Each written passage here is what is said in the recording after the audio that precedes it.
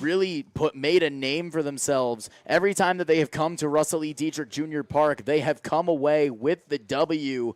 Now, this is the first time that we are going to be facing the Batavia Muckdogs in the Ryan Hill era, and we are looking to see if they're going to be able to come with it and bring themselves back over 500, sitting at 9-9 currently. Yeah, currently 9-9, 4.5 games behind Batavia, only 3 games behind Geneva right now. Or no, make that Elmira. So still in the playoff hunt and making the push.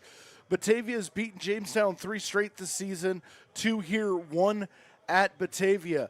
The biggest thing on the Batavia Muckdogs lineup, though, is one of their hottest hitters, Jake Butler, batting 400, 3 doubles, 7 RBIs in the last 7 games. The other 2, Smith and Bolton, not in the lineup today. So we're going to get a little bit of a different look than what we saw in the first 2 games with Batavia coming. However, flip that around with Ryan Hill and almost a new energy with the Tarp Skunks.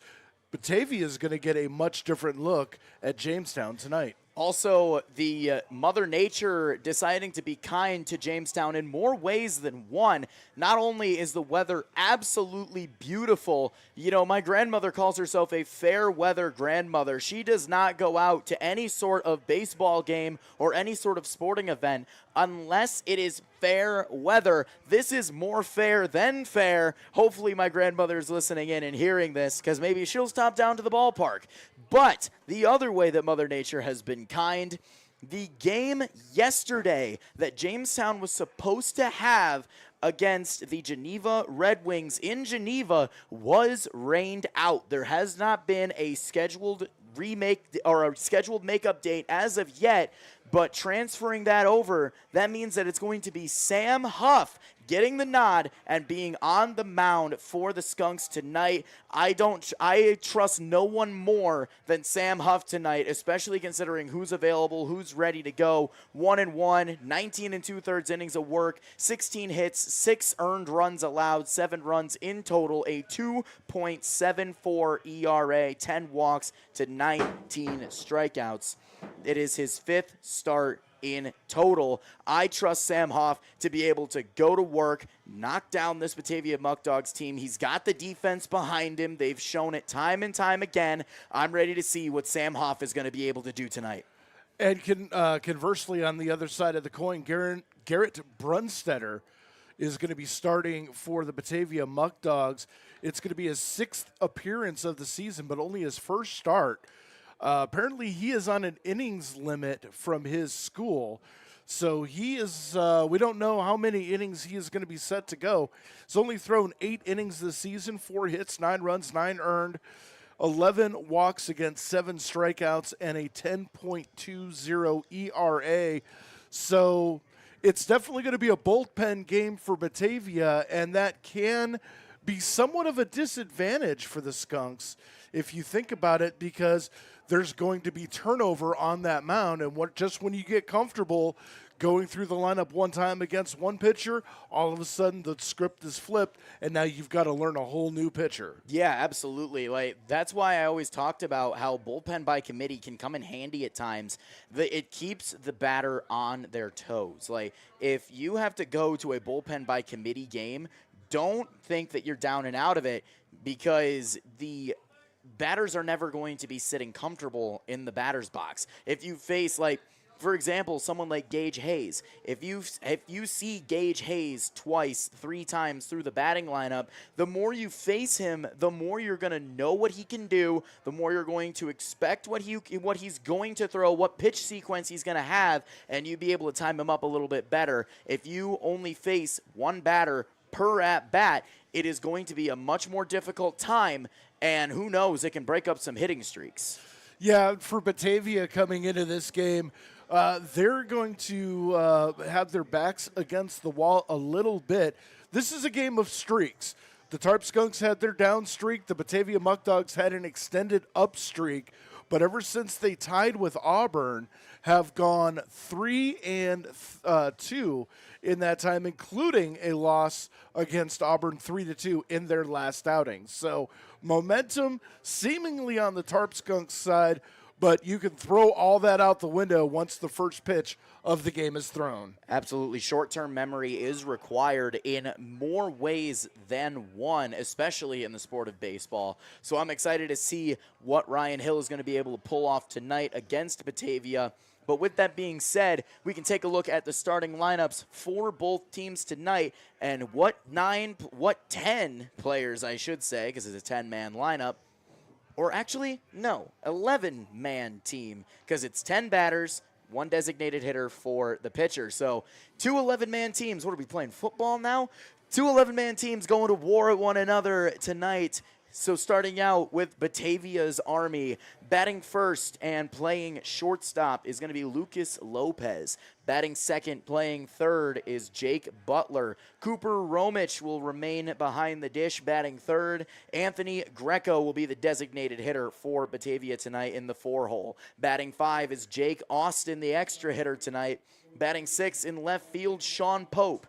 Batting 7th at first base, Trevor Dutra. 8 hitters, Caleb Walker at second base. The 9 hitters, TJ Morris in right, and batting 10th is Travis Hammond in center. Taking a look at the team in blue, the Jamestown Tarp Skunks, their lineup tonight is as follows. Nigel Sebastianelli will lead off, playing at shortstop tonight. Batting second and playing second is Austin Matranga. Batting third, the designated hitter for tonight, DJ Stoyanovich. Batting fourth and playing first base, the man that has been on an absolute tear on the base paths, Bobby Stang. Batting fifth, playing left field, Kobe Jones. Batting sixth, the extra hitter tonight, Shaniel Maldonado. Batting seventh, the center fielder, Eli Harpalani. Noah Brooks will be behind the dish, batting eighth. Batting ninth in right field, Steven Scarfone. And batting 10th at third base today is Connor Kiefer. On the mound, as we said before, is going to be Sam Hoff for the Skunks and Garrett Brunsetter for the Batavia Muckdogs. It's a good-looking lineup from my opinion, Dre. I like Jamestown's odds today. Yeah, a couple notables out of the lineup. Tommy Schaefer not in the lineup. Henry Juwan getting a day off. Then, of course, tomorrow is an off day before Auburn comes back on Saturday.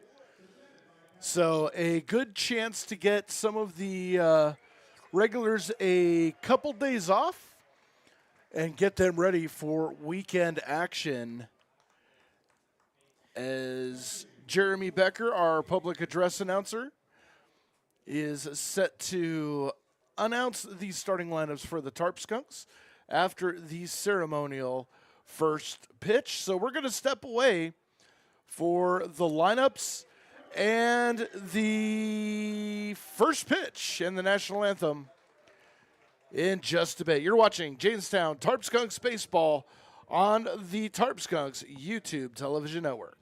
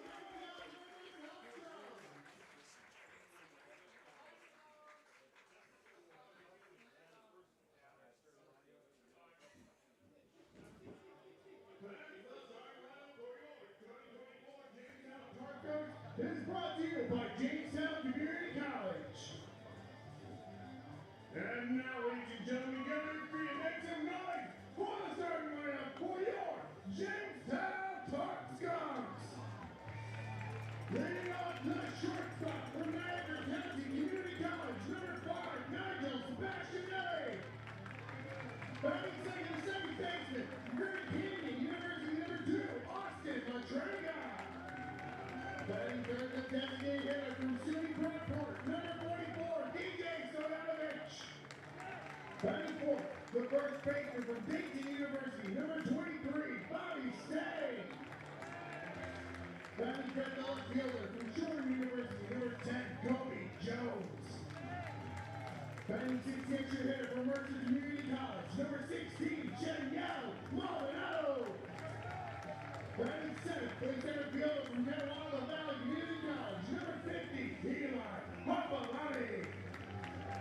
Batting eighth, the catcher from Siena College, number 11, Noah Brooks.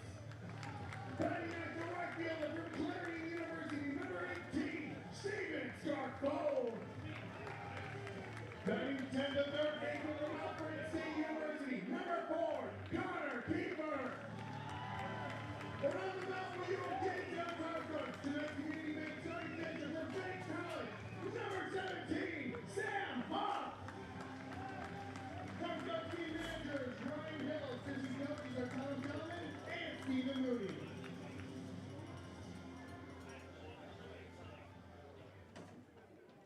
At this time, we ask that you please rise and remove your caps as we honor America with the singing of the national anthem tonight performed by Colin Drader.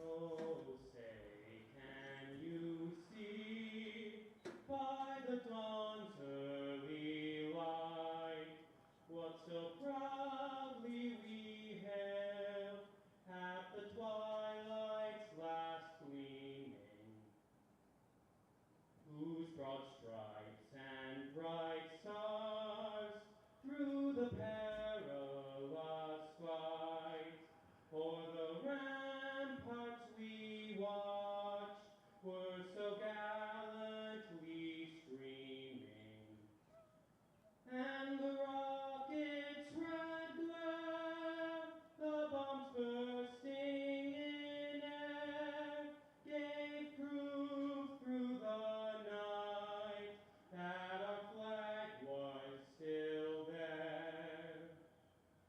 Oh, say does that star-spangled banner yet wave o'er the land of the free and the home of the brave?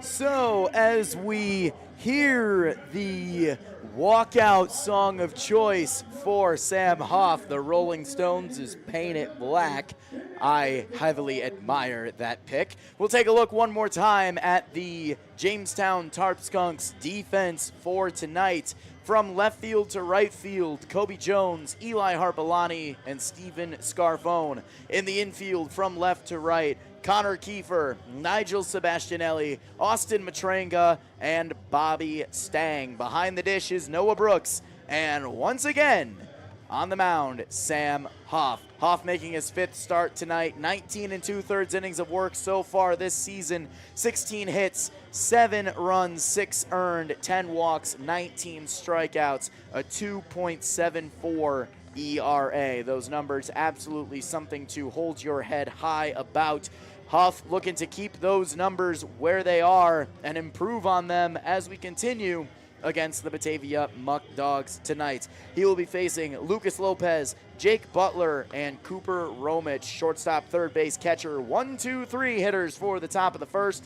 And as Huff finishes his warm-ups, his long, extended out wind-up, here to tell you all about the beginning of the game.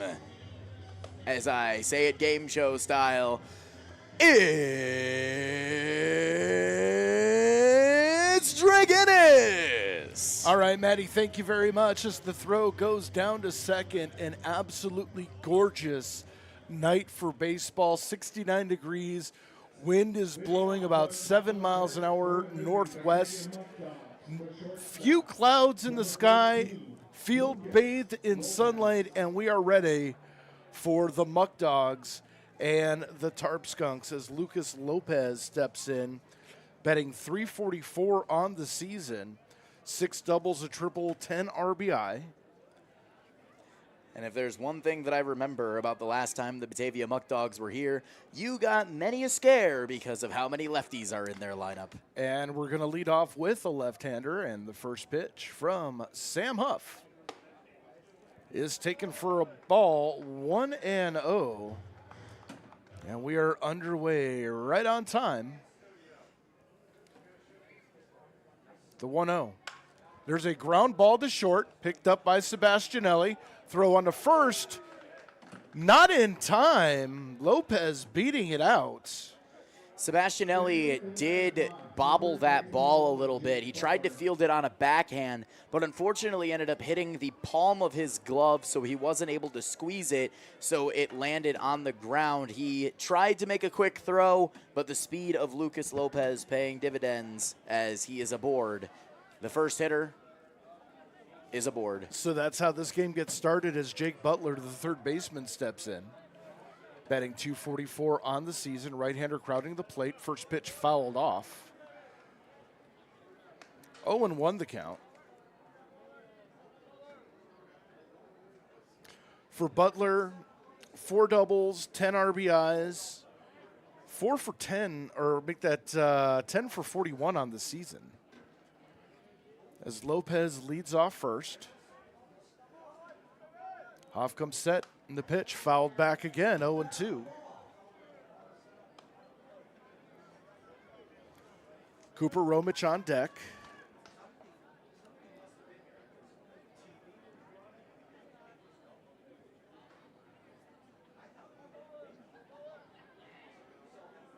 Lopez off first. Huff taking a long look in the 0-2, high for a ball, 1-2.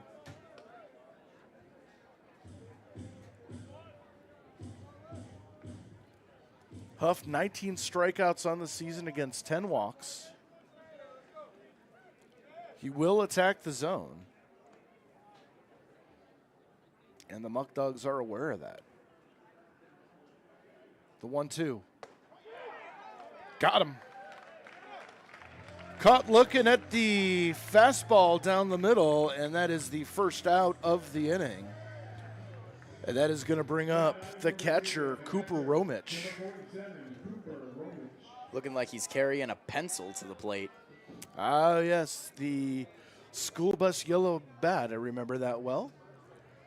Romich coming in, batting 385, 4 doubles, 2 triples, 20 RBIs on the season. Lopez taking the lead off first. And the first pitch is fouled back. 0-1 the count.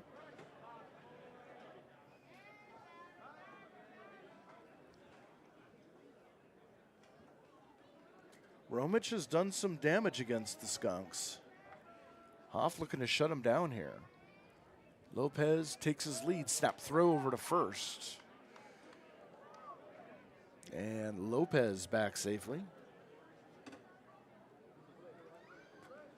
So 0-1 to the Muckdogs catcher. As that pitch taken for a ball, 1-1.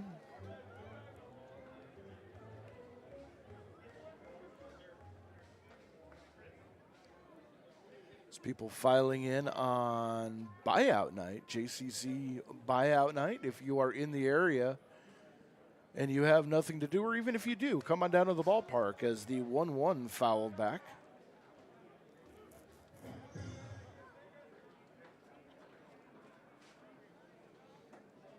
You know, it's Thursday. It's not Friday.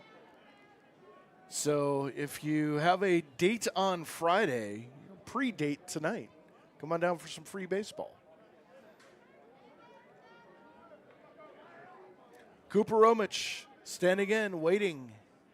Huff with the long look. Lopez off first. And the pitch just off the plate for a ball, 2-2. Curveball just missing. And the count even at 2.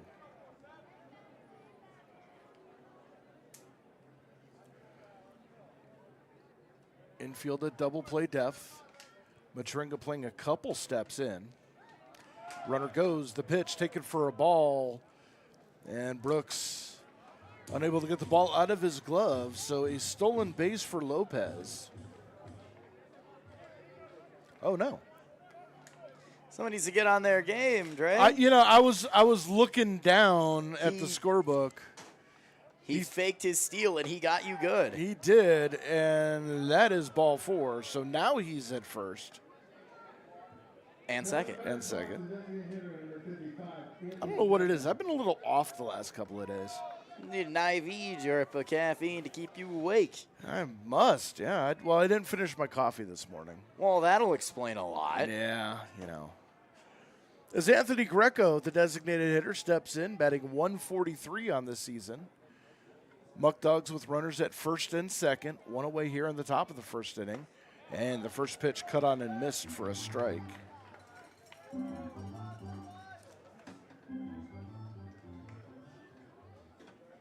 For Greco, 1 double, 1 homer, 6 RBIs on the season. And the pitch, swing and a miss. That one will look more of a sword than a swing. Still goes around. Huff took something off that one.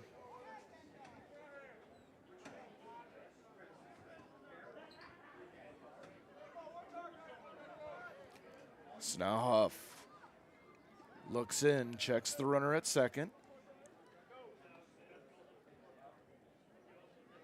And the pitch. Misses low for a ball, 1 and 2 on the off speed.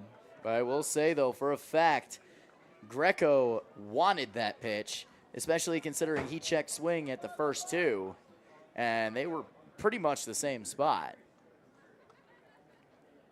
Lopez off second. And the pitch taken high, the appeal down, and a no swing. So 2 and 2 to Greco.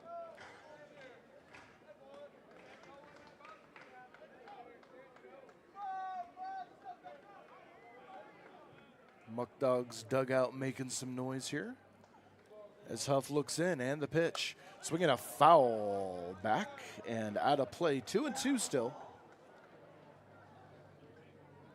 Batavia making Huff work here early.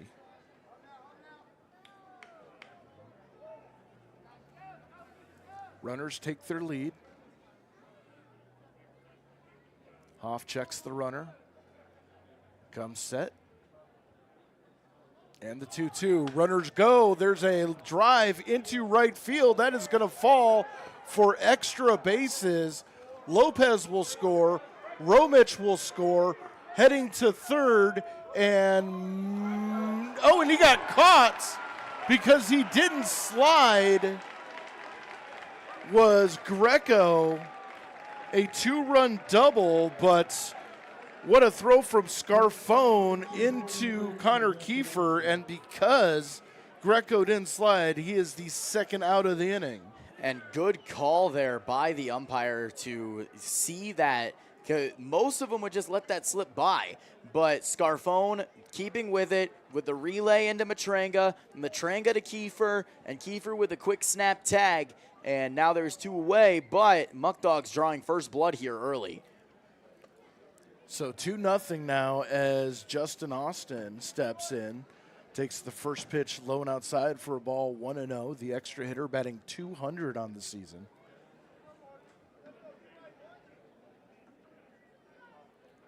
And the pitch inside for a ball, 2-0.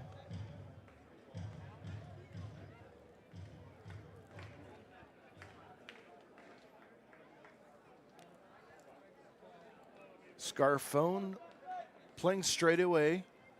Now shades over to the line a little bit in right field. And the pitch taken for a called strike on the curveball. 2-1 the count. Now Hoff working quicker. Popped up on the infield. Stang has a shot at it, and he puts it away for the third out of the inning. But the damage done early, 2 runs, 2 hits Nobody left on base. We go to the bottom of the first inning. Muckdogs 2, Skunks coming to bat. The golf course is brought to you by 3 Seas Catering. They've got all your favorite ballpark foods and drinks, plus some special tables and drinks just for the Tarp Skunks. Support for our coverage of the Jamestown Tarp Skunks is brought to you by Plyler Entry Systems in Jamestown. Plyler Entry Systems has been serving the area since 1967. They are a proud member of the Builders Association of Northwestern Pennsylvania, the Manufacturer and Business Association, and the International Door Association. They offer a wide variety of products from a number of major manufacturers within the industry. When it comes to doors, they are the experts. Plyler Entry Systems is the proud sponsor of Whiffy, the Jamestown Tarp Skunks official mascot. To learn more about Plyler Entry Systems, call 716-296-0595 or visit plylerentry.com. Taking a look once again at the Batavia Muckdogs defense for tonight. From left to right in the outfield is going to be Sean Pope, Travis Hammond, and TJ Morris. From left to right in the infield, it's going to be Jake Butler, Lucas Lopez, Caleb Walker, and Trevor Dutra. Behind the mound is Cooper Romich, and on the mound for the Tarp Skunks is Garrett Brunsetter. Brunsetter coming into this game 0-1 on the season. 8 innings pitched, 11 walks, 7 Ks, a 10.20 ERA. First official start for him on the season, and he'll face Nigel Sebastianelli, Austin Matranga, and DJ Stoyanovich. And here to tell you all about it, as Sebastianelli gets his dirt ready in the box, it's Dre Guinness. Thank you very much, Matty, as Nigel Sebastianelli steps in to the box. Sebastianelli, shortstop, batting .232 on the season, and his first pitch taken for a strike. 0-1 the count. For Sebastianelli, 1 RBI on the season, 9 walks, 9 Ks, and he grounds it to second. Walker has it, throw into first, and there's one away.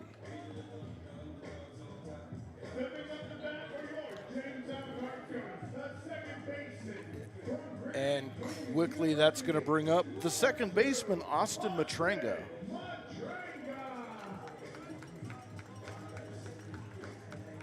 Matranga batting .324 on the season. In the last 7 days, batting .364 with 3 RBIs. So he's been on a bit of a heater. And the first pitch from Brunstetter misses for a ball, 1-0. And I will notice that Jake Butler over at third is playing on the grass. They're prepared for a possible bunt. As the 1-0 pitch cut on and missed for a strike, 1-1 the count. DJ Stoyanovich, the designated hitter, on deck. And the 1-1. Foul tipped into the glove of Romich. And it's 1-2. The 1-2 pitch, curveball misses in for a ball, 2-2.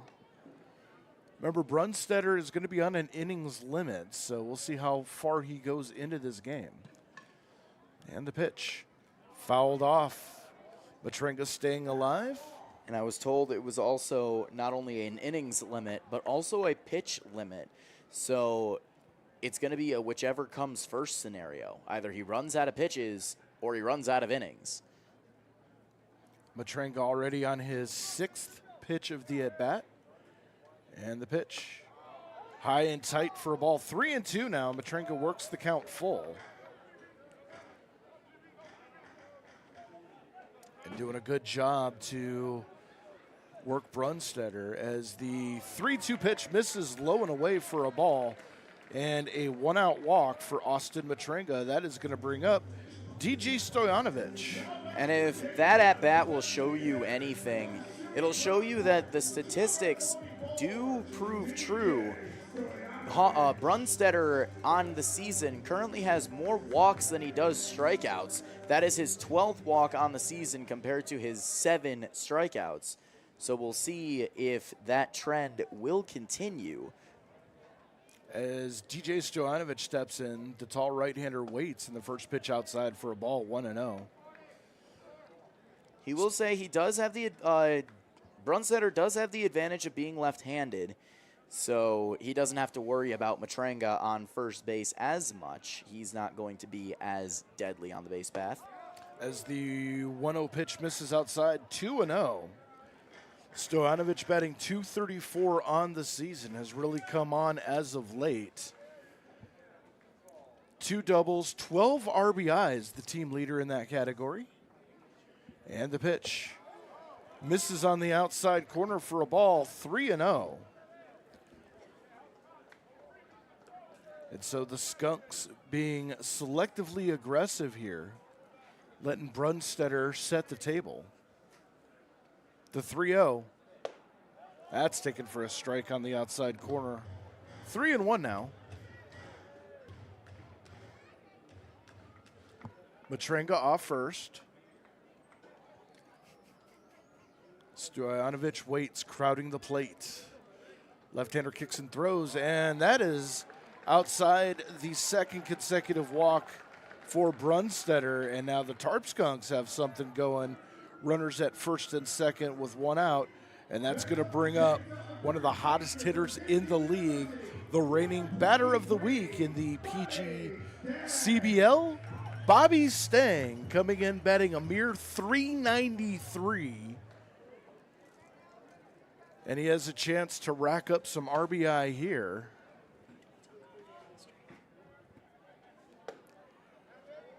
First pitch taken for a strike. 1-0.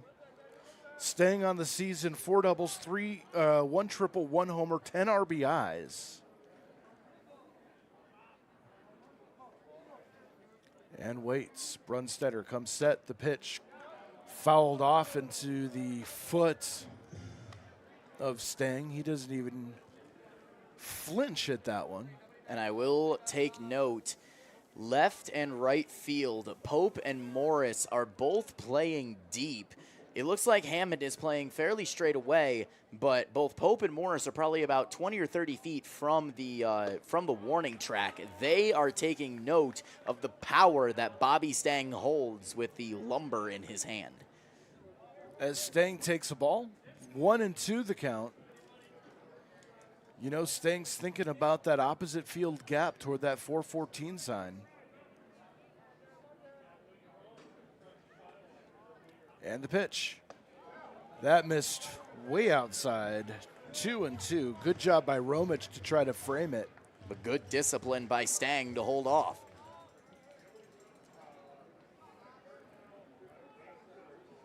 Stang waits. Brunstetter kicks and throws, and that one's fouled down the third base line toward the Tarp Skunks dugout.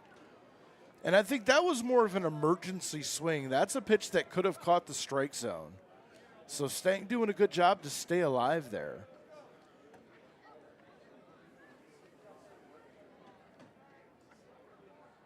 And the pitch. Low for a ball, 3-2. And so now Stang in the driver's seat with Kobe Jones on deck.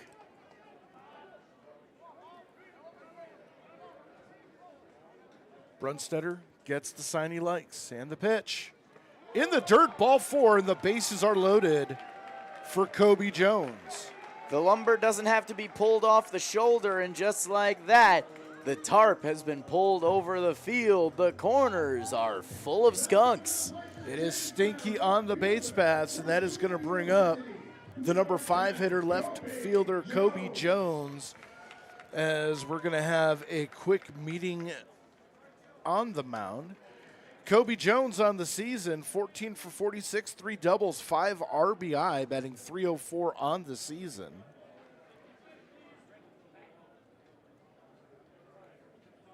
And it's going to be lefty on lefty.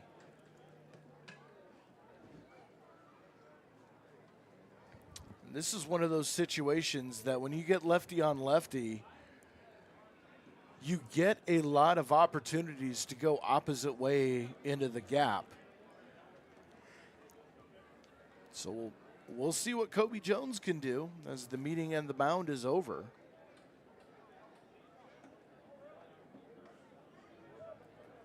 So bases loaded. Brunstetter kicks and throws. First pitch grounded to first. That could be 2 to home for 1. The throw on to first, not in time. So Dutra gets Matrenga at home. Unable to convert the double play, and now there are 2 outs. Bases still loaded, and that's going to bring up Shaniel Maldonado. Yeah, it was a good attempt by Trevor Dutra, but where that ball was fielded, it pulled him away and kind of delayed the throw to home by just a little bit, which gave Kobe Jones just enough time to be able to beat out the throw to Caleb Walker, who had to make the wheel play to cover first. As Shaniel Maldonado takes the first pitch for a strike, 0-1 the count. Much to the heavy dismay of the Tarp Skunks dugout and fans. You heard a collective groan down there. And the 0-1 pitch grounded toward first. Dutra has it. He'll take it to the bag himself. And Brunstetter gets out of the jam. No runs, no hits, 3 walks, 3 runners left on base. We go to the top of the second inning. Batavia 2, Jamestown nothing. We'll start tonight with a game driven by accuracy. My man Jake is out of the field with the detail. Thank you, Jeremy. I'm down here with Frank. And Brian's going to be playing the first game tonight, which is the Tarp Skunks target toss. Now, it's very simple, guys. You got about 30 seconds to try and make 3 balls through that hole. You got a limited try, so once you hit that third one, you win. Sound good? Sound good. He's ready. He's sending us a picture. Let's see how good he can do. First throw. Straight through. This is going to be a quick game, I feel. That's 2. Let's see if he goes 3 for 3. And he goes 3 for 3. I told you the pitcher. We'll leave James Allison around the block. Congratulations, boys. Straight back on the field. Water Entry Systems has been serving the area since 1967. They are a proud member of the Builders Association of Northwestern Pennsylvania, the Manufacturer and Business Association, and the International Door Association. They offer a wide variety of products from a number of the major manufacturers within the So the Tarp Skunks unable to convert in the bottom of the first with bases loaded, so the score remains 2-0 as Sam Huff comes out for his second inning of work.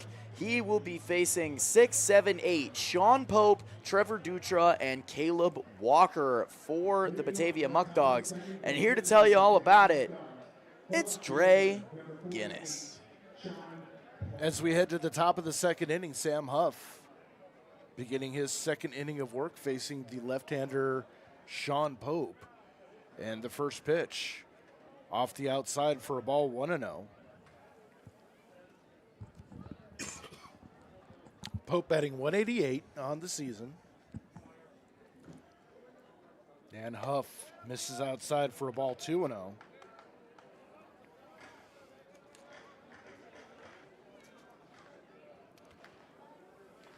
Pope does have 1 triple on the season and 7 RBIs. As that one is up 3-0 now, and Huff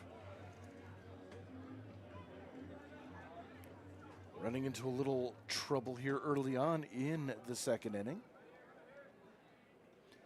And the pitch. 4-pitch walk for Sean Pope, and 1 on for the first baseman, Trevor Dutra. Next on the first baseman, number 52, Trevor Dutra. Dutra, another left-handed batter, batting 244 on the season. Pope off first.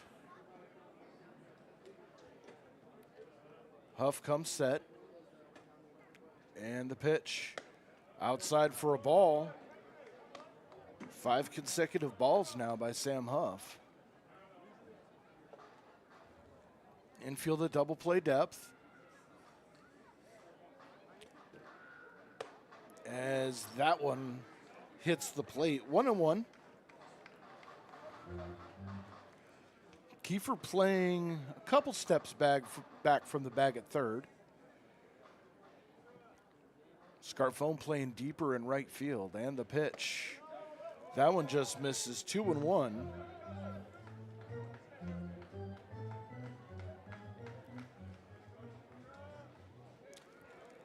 Harpelani and Jones playing straight away. And the pitch fouled off at the plate. 2-2.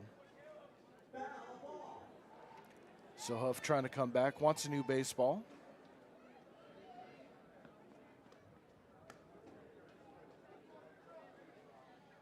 As Noah Brooks throws that one out of service. 2-2 the count. Pope takes his lead off first. And the pitch. That one misses for a ball. 3-2 now. Not a bad idea there by Sam Huff. He threw a changeup.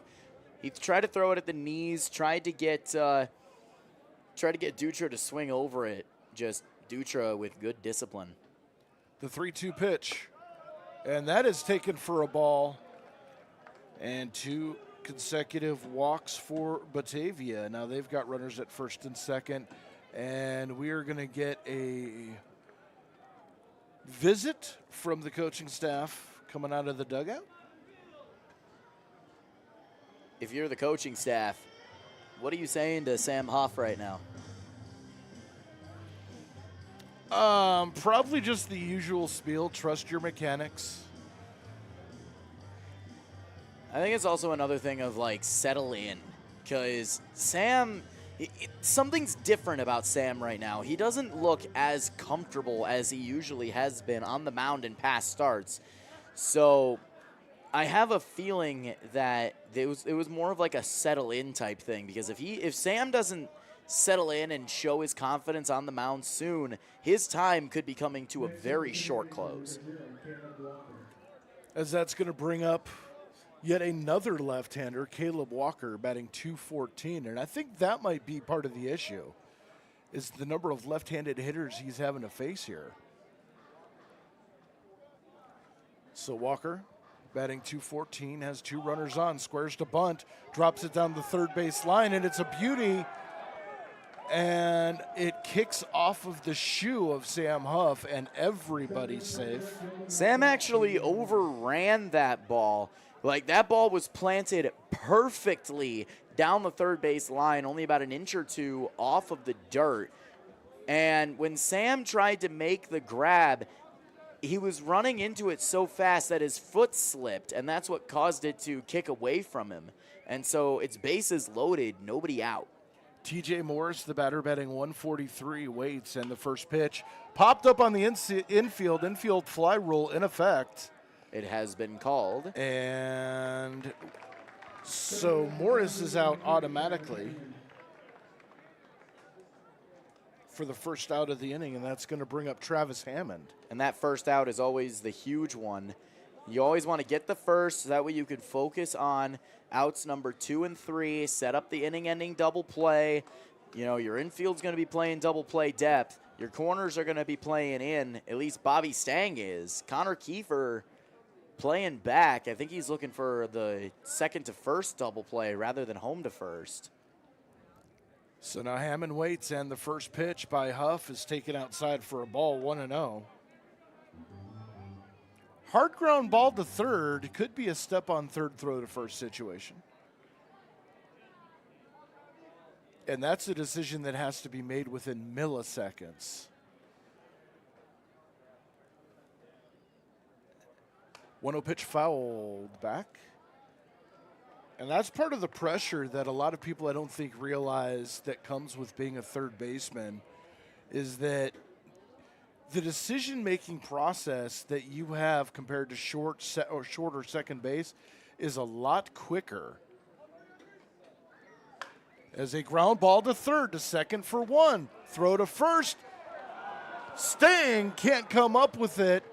And 2 runs come across on the throwing error by Austin Matrenga.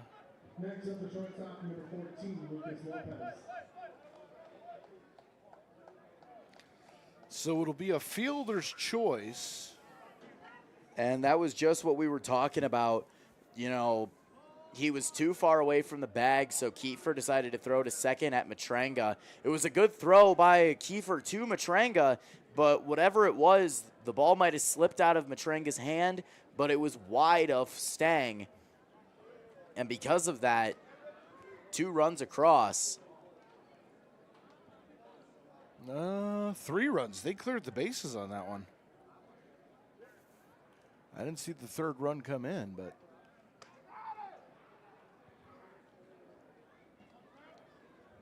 Hammond dives back safely.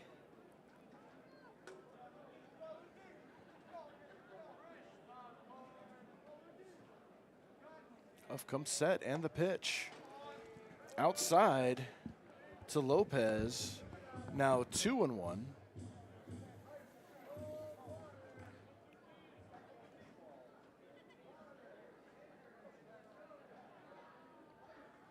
Huff waiting. Comes set. The pitch, runner goes. Throw down to second is not in time as the pitch was taken for a ball. So a stolen base for Hammond. And the count's 3-1.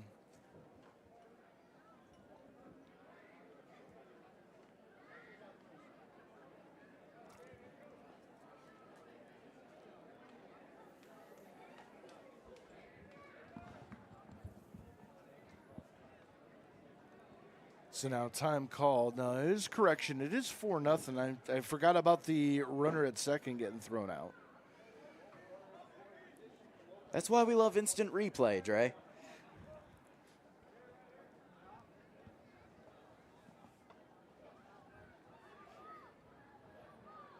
The pitch. Right down the heart for a strike. 3-2 the count.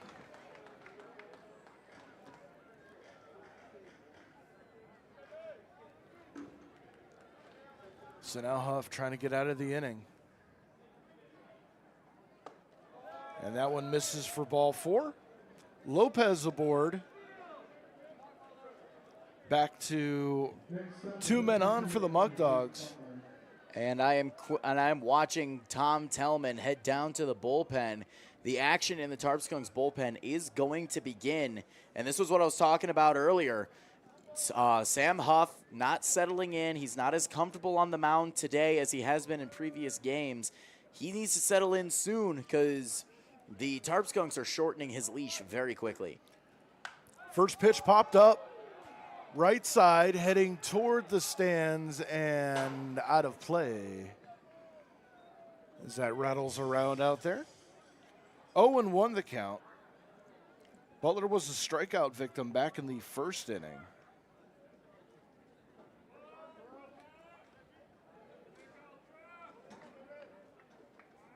Wonder if Huff might be experiencing a little bit of arm fatigue at this point.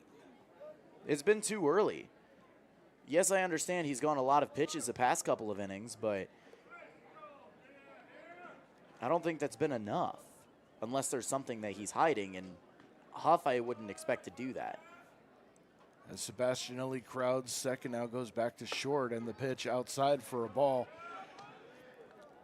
There's not a lot of life on that fastball. And not a lot of movement on his breaking stuff. It's just, I don't know if it's mechanical, if it's physical.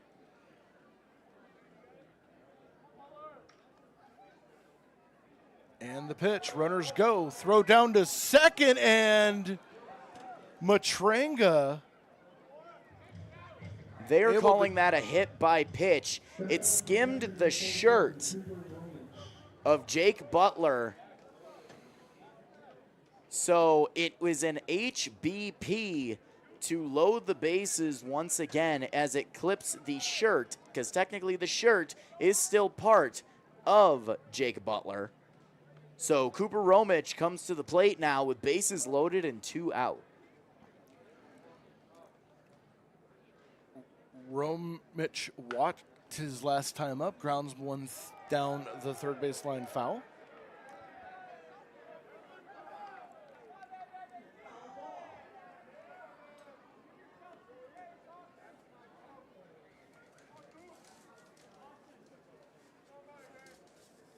Romich, the 8th batter in this inning.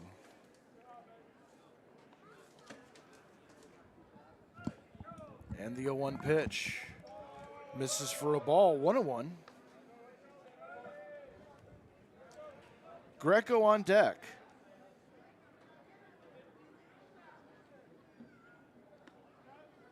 Skunks trying to stop the bleeding here as the 1-1 pitch swung on. There's a line drive into right center field. That's going to fall for a base hit. 1 run scores, 2 run scores. Matranga misses the cutoff, but holding at third is Butler, and it is now 6-0 Batavia. And this game has blown wide open as the Batavia Muckdogs showing that they know what they're doing. And they're just absolutely torching Sam Huff right now. They got to be putting the accelerator on the bullpen. So a 2-run single for Romich, and that's going to bring up Greco, who drives one to center.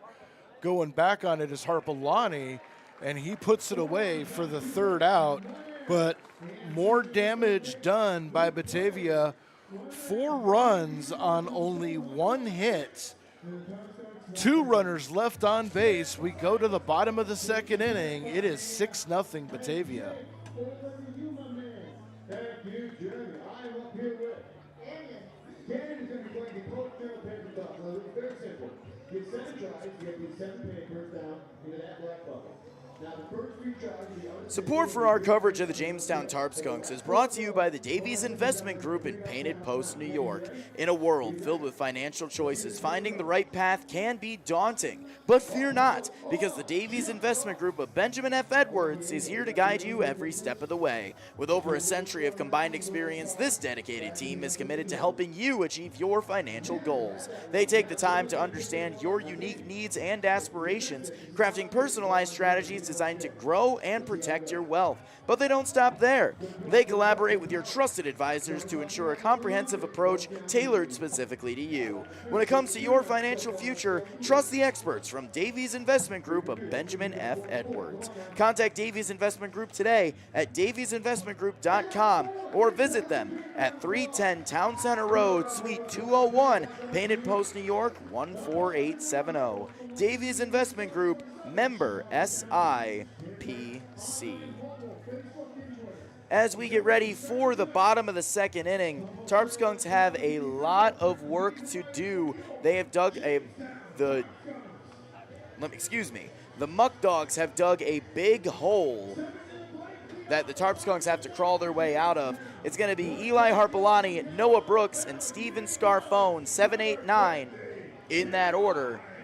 And here to tell you about it, it's Drake Innes.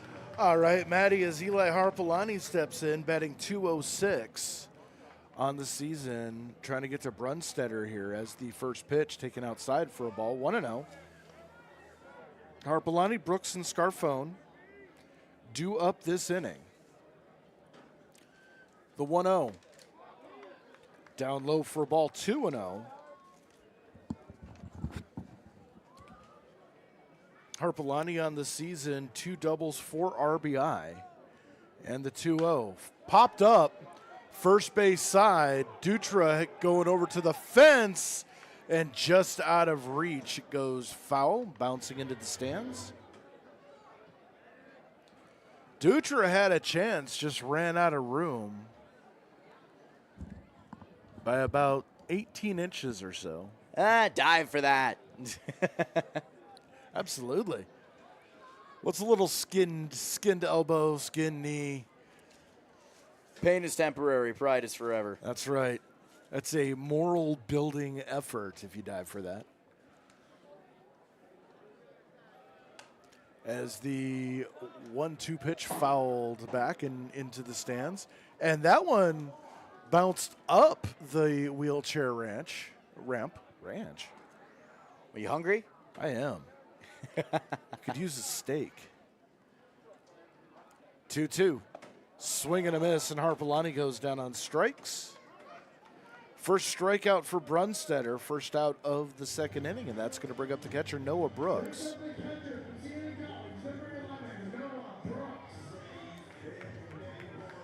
Brooks hitting 227 on the season, 5 for 22, 3 RBIs.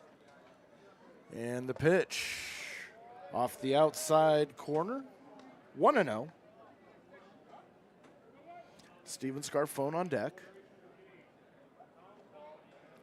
And the pitch taken outside for a ball, 2-0. Brunstetter has been pretty efficient. 2-0 pitch, fouled off at the plate, 2-1 the count.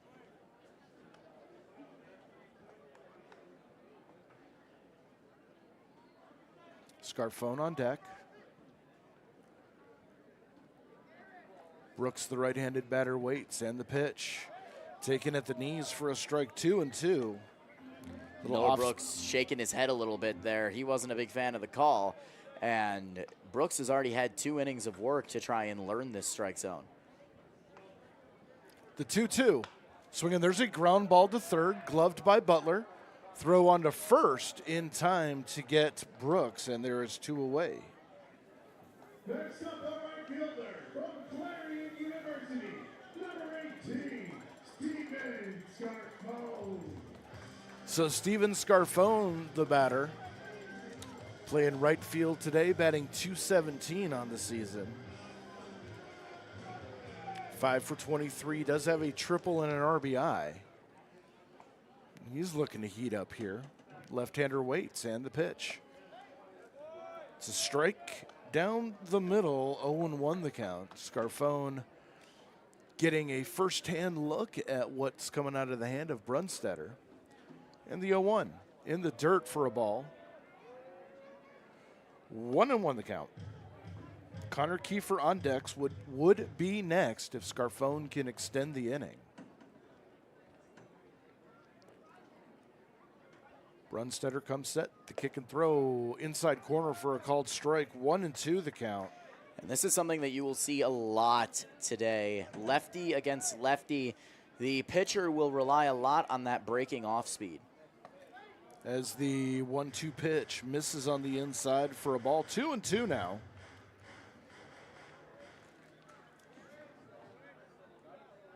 Scarfone does have 9 walks on the season. And the pitch in the dirt, ball 3, 3-2.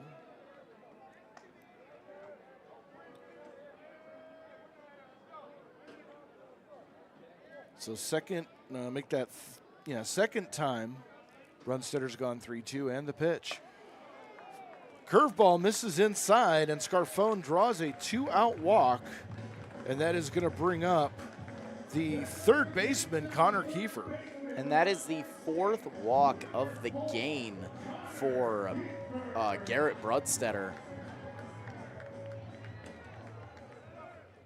2 innings, technically an inning and 2/3 and 4 walks. And yet he's still keeping the Skunks scoreless. So Kiefer stands in, and he gets hit with the first pitch, and he's limping a little bit. That was a fastball right on the hip. That definitely does not feel good. But quickly turning the lineup over to the top for Nigel Sebastianelli.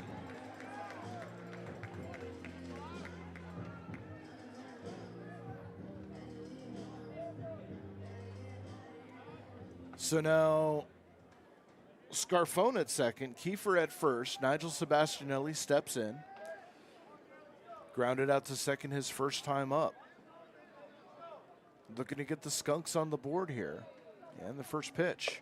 It's a curveball outside for a ball, 1-0. Once again, like I said, that lefty on lefty battle. He's going to rely a lot on that backdoor curveball. He's going to try and start it at the shoulders of Sebastianelli and let it drop right into the zone. The 1-0.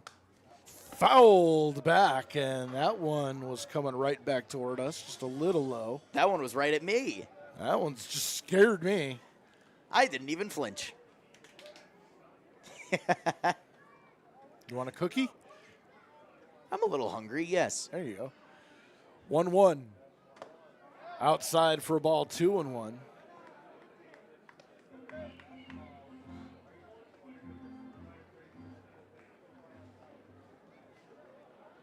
Scarfone off second, Kiefer off first. 2 away here, bottom of the second inning, 6-0 Batavia. And the pitch. Line drive into right field. That's a base hit. Morris up with it. He's going to throw to the plate as Scarfone comes in to score. And an RBI single for Nigel Sebastianelli, and it's 6-1 Skunks. We haven't brought it up in a game or two, but there's this 2-out magic that the Jamestown Tarp Skunks have here at Diethrick Park. Something suddenly happens with 2 outs. A run does come across. It's a 5-run deficit now. The job's not done. Like, you can celebrate that a little bit, but there is still a lot of work to do. But another run possibly coming across 90 feet away. You're going to look to try and negate the first inning and try and chip away at the second. That's what the Tarp Skunks need to focus on right now. Morris with a strong throw from right field, but just offline and up the first baseline. So that's going to bring up Austin Matrenga, who takes a strike. On the first pitch, 0-1. 6-1 Muckdogs as the Skunks on the board here.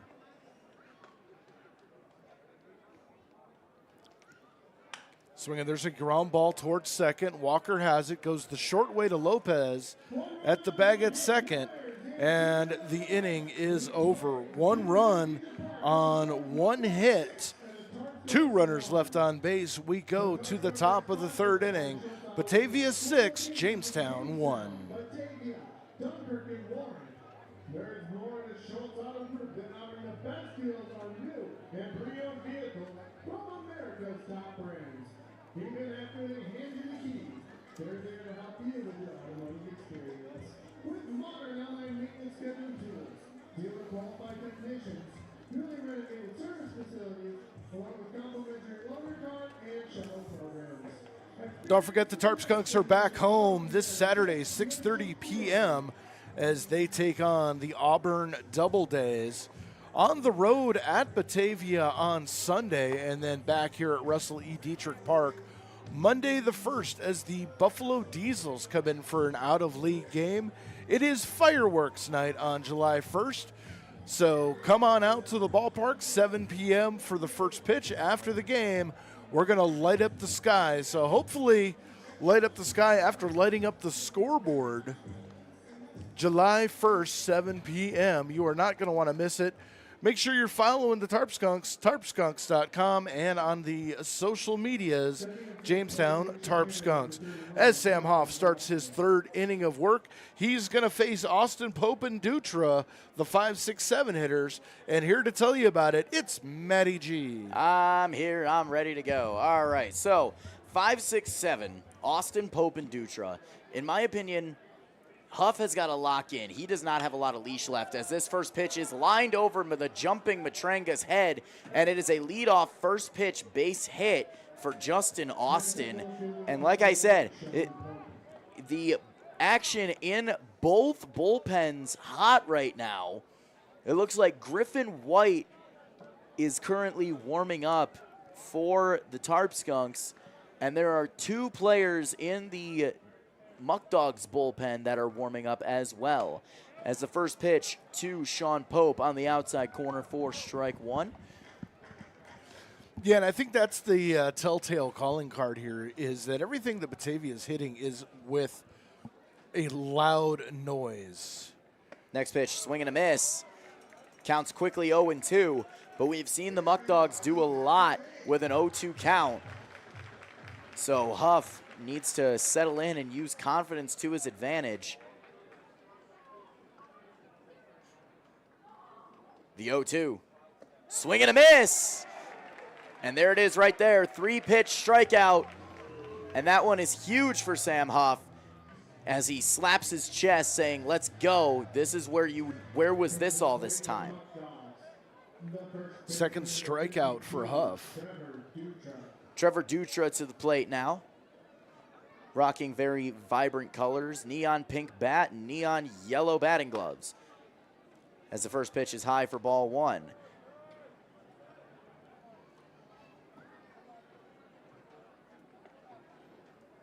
Justin Austin off first. The 1-0. Swing and a miss. Huff seems to be settling in a little bit, at least in this inning. A little more life on that curveball. Checks the runner. The 1-1 delivery. Called strike two. On the corner at the knees.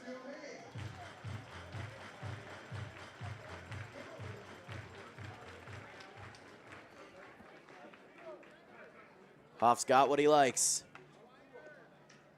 Counts 1-2. The pitch to Dutra.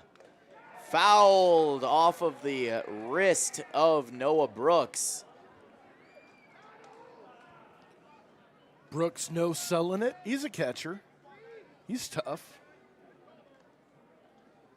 He's also got extra padding on his glove hand.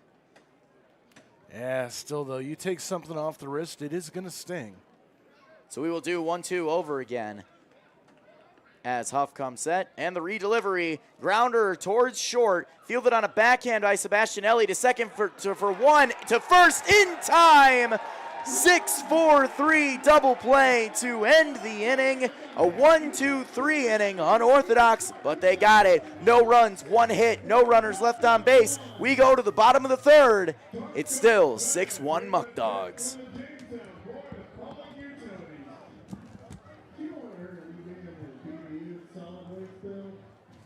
Support for our coverage of the Jamestown Tarp Skunks is brought to you by Prevention Works in Casa Trinity. Prevention Works in Jamestown, New York provides substance use, prevention, and social, emotional, learning, and intervention services since 1974.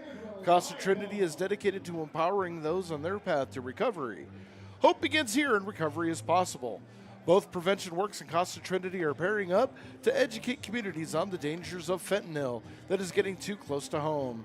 One pill is enough to kill, especially if it contains fentanyl. It only takes 2 milligrams to take a life, which equates to the tip of a pencil. Be proactive, protect your loved ones by learning more. Visit DEA.gov/onepill if you think someone you know is at risk, or call 716-664-3608. As Brunstetter back on the mound for his third inning of work, he will be facing Stojanovic, Stang, and Jones. 3-4-5 here in the bottom of the third inning, and Matty G is waiting to tell you all about it. Here we go. All right, so little turn of the tide here. You were able to stop the Muckdogs, put up a 0 in the third. That was huge. Huff looking like he settled in a little bit better in the third inning compared to the first and second. Now you need to work on continuing to chip away at the 2 crooked numbers that you put up in the first and second. And right now you're at the heart of the order to do so with Stojanovic, Stang, and Jones. First pitch from Brunstetter. Inside and maybe a little low, 1-0. For Stojanovic, he walked his first time up. And just looking at the way that Brunstetter's gone, he's faced 6 batters in the first 2 innings each. As that pitch is fouled off of the ankle of Stojanovic. Stojanovic will walk it off really fast. 1-1 as activity continues in the bullpens.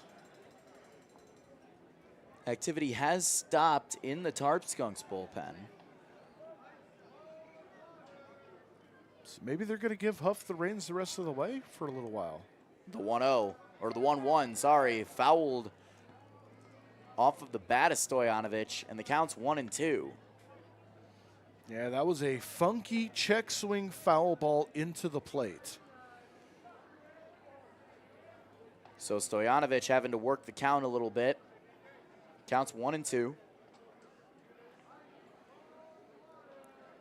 Morrison Wright shading the line. Huge gap out in right center. The pitch.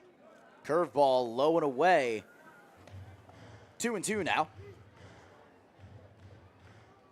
Stojanovic is patient. He has 9 walks on the season, including the one back in the first inning. The 2-2. Curveball high, 3-2. Brunstetter didn't get the break he wanted on that. He was trying to have that start up high and drop into the zone, but Stojanovic working the count full here. The payoff pitch. Check swing in the dirt. He went around, dropped third strike in effect. Stojanovic tried to get in the way of the ball as he started to run in foul territory, but the throw by Cooper Romich to Trevor Dutra will send Stojanovic down on strikes. That unfortunate turn of events for DJ Stojanovic, swung at ball 4 and almost got on base, but Romich with a great play behind the bag to complete it to Dutra. Bobby Stang to the plate now, his first pitch. High for ball 1. Stang walked back in the first inning. Coming into this game batting .393. The 1-0 pitch to him. Popped up into foul territory down the right field line and out of play into the Muckdogs bullpen.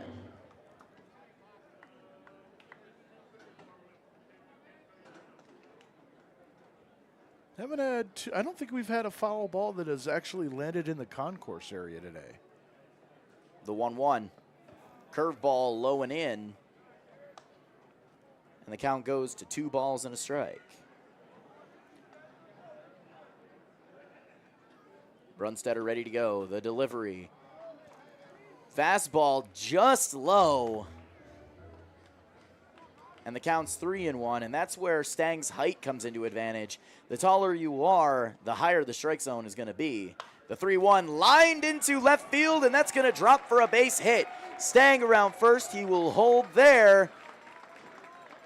And it is a 1-out single for Bobby Stang. And now we can talk about it. Bobby Stang on a 12-game hitting streak with that single. Didn't want to say it beforehand because you don't want to jinx it, but now that it's happened, now you can talk about it. Hot hitter staying hot. 12 straight games that Bobby Stang has gotten on base with a hit. As first pitch to Kobe Jones, curveball over the heart of the plate for strike 1. And, you know, you look at that, 12 straight games. That is something you can really hold your head about. You hold your head up about. The 0-1. Another curveball. This time didn't get the break he wanted. 1-1. Yeah, Stang, every time he stands up there, he's seeing grapefruits coming across the plate. The 1-1. Swing and a miss. And it looked like Kobe Jones was trying to put that one 360 feet over the Jamestown mattress sign. Pulled his head a little bit, and the count's 1-2. Stang checked on first. The 1-2 pitch. Liner down, foul down the right field line. Took a shot at a double down the line, just pulled it a little too much. So we'll do it all over again. The 1-2. Foul off the glove of Romich. If Romich was able to squeeze that, that would have been a foul tip strike 3. But Kobe Jones, with the grace of a deity, stays alive. The 1-2. Low, 2-2. As the activity now, 2 men in the Batavia bullpen warming up, and you'd have to think that Brunstetter is going to be on a 3-inning pitch limit.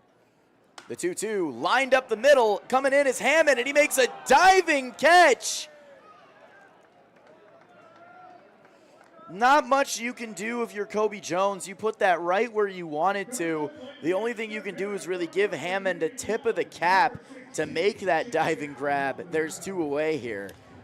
Yeah, Hammond stealing a base hit from Kobe Jones, as we are going to get action to the bullpen. Brunstetter's day is done with 2 outs here in the bottom of the 3rd inning.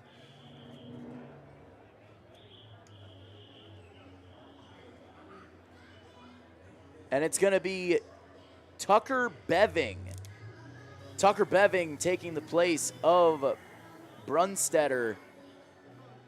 Beving from Norwalk, Iowa, 6 foot 150, a junior at the University of Wisconsin Stout. For Bevins, it's his second game, third appearance, 2-0 record, 4.0 innings pitched.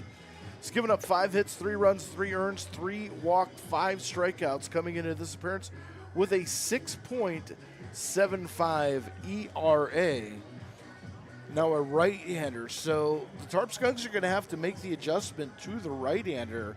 And I think that actually might benefit them a little bit more because they hit right-handed pitching a lot better than they do left-handed pitching. But Beving has faced the Tarp Skunks before in a previous outing here at Diethrick Park. And from what I recall, Beving was very on point. His curveball is a sharp breaking curveball and a massive difference in speed compared to his fastball. So there's going to be a lot to look out for as Beving comes to the mound. And he will face Shaniel Maldonado. Maldonado did ground out to first base his first time up. We'll have to see how he can adjust to the righty, Tucker Beving.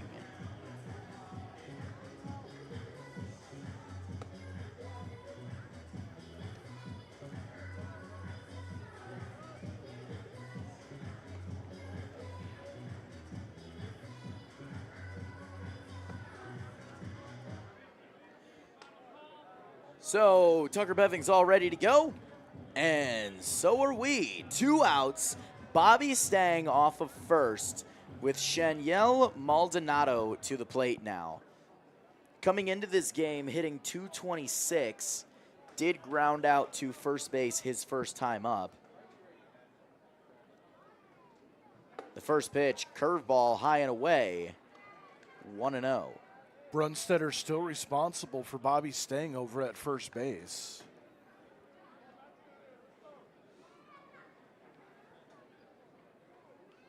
The delivery, swing and a miss. Maldonado taking a healthy hack at that one.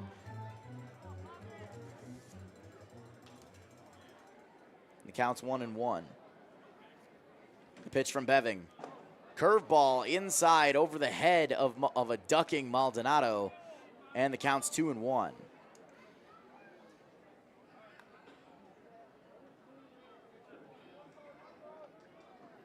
Beving comes set. The 2-1. Hit high into right field. Going back is Morris, and that's going to get over his head and bounce off the robo sign. Coming around is Stang. He will come across and score. The run is cut off by the shortstop Lopez, and it is a 2-out RBI double for Shaniel Maldonado. Going oppo toward the robo sign, and a little bit more life as that ball barely missed going out of here by about 7-8 feet. Maldonado with opposite field power, and now the Tarp Skunks chipping away at that lead some more, 6-2. Eli Harpelani to the plate here with 2 outs. Maldonado off of second. His first pitch high for ball 1. Harpelani did strike out swinging his first time up.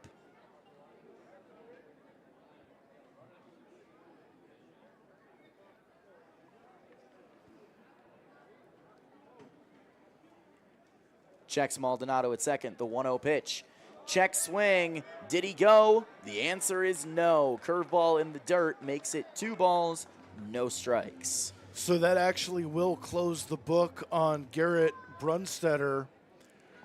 2 2/3 innings, 2 hits, 2 runs, both earned, 4 walk, 1 strikeout. The 2-0. Lined into left field for a base hit. Coming around is Maldonado. He's going to try to score. The throw is going to be in time.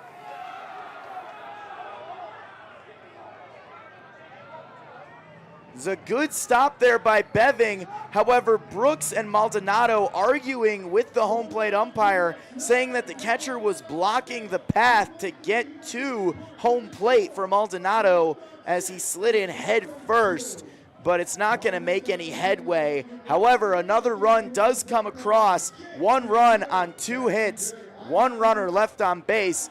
We go to the top of the 4th inning. It is now 6-2 Muckdogs. So they pick each mini case to get rid of, and then the one case again when they're going to split the spot. So I need each of you to get rid of a case. Now keep in mind, 3 of these cases are something really good in. One of them is nothing else. You want to make sure nothing is case. So which case do you want to get rid of? 4. Which case do you want to get rid of? 6. So 4 and 2, let's throw them away. Oh, I love it, John. That's perfect. You guys have to decide which one do you guys want to take. This is for I like this. You can sure make the right choice. 3. Before we open it, are you sure? They're sure. Let's see what they get. Thanks for one Tarp Skunks t-shirt. Let's give it a round of applause. Fans, don't forget to come out Saturday as the Auburn Doubledays come into town to take on the Jamestown Tarp Skunks. Saturday evening baseball, 6:30 p.m. for the first pitch. On the road Sunday at Batavia, and then back on home Monday for fireworks night against the Buffalo Diesel in an out-of-league game. 7 p.m. the start time, and fireworks immediately after that as Sam Huff back onto the mound for his 4th inning of work. He will face Walker, Morris, and Hammond, the 8, 9, 10 hitters in the lineup, and here to tell you about it, it's Matty G. Hello, hello, hello.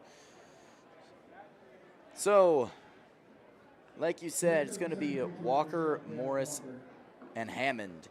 8, 9, 10 for the Batavia Muckdogs. First pitch from Hoff. Lined into second over the head of Matranga and into center field for a, again, first pitch, leadoff base hit. Justin Austin did that just last inning, did the exact same thing. So a bit of deja vu between this and the top of the 3rd. And for Walker, that's the 2nd time he's done that in the game. 2 pitches, 2 base hits. And that'll bring up TJ Morris. Morris, who popped out on the infield fly rule. His first pitch on the inside corner for strike 1.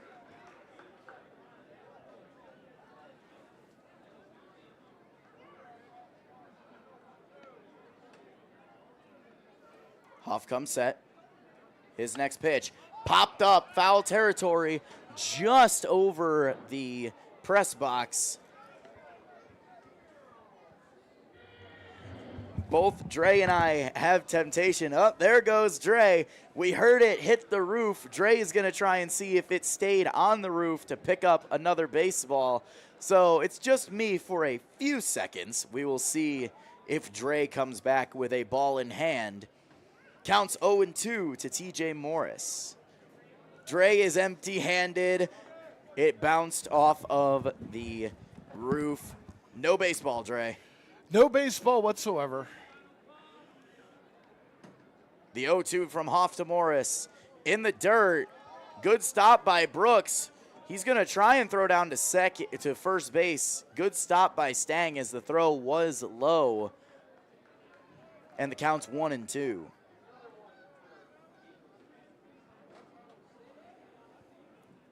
So 1-2. Walker off first. The pitch lined into center field. Underneath it is Harpalani, and he will make the grab before the first out of the inning. Again, solid contact off of Huff. This one right to Harpalani, though. 1 away now. Travis Hammond to the plate. With the top of the order, Lucas Lopez to follow.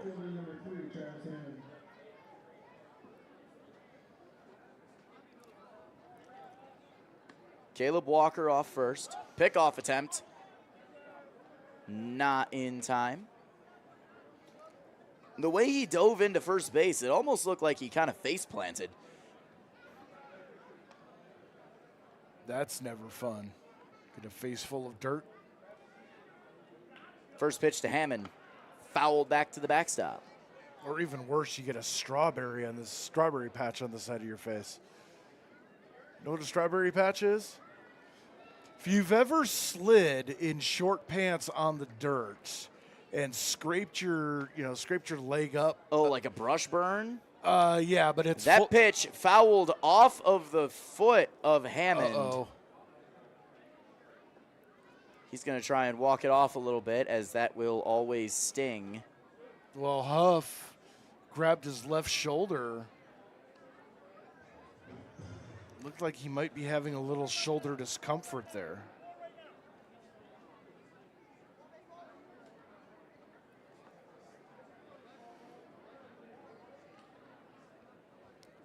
As umpire waiting for some new baseballs.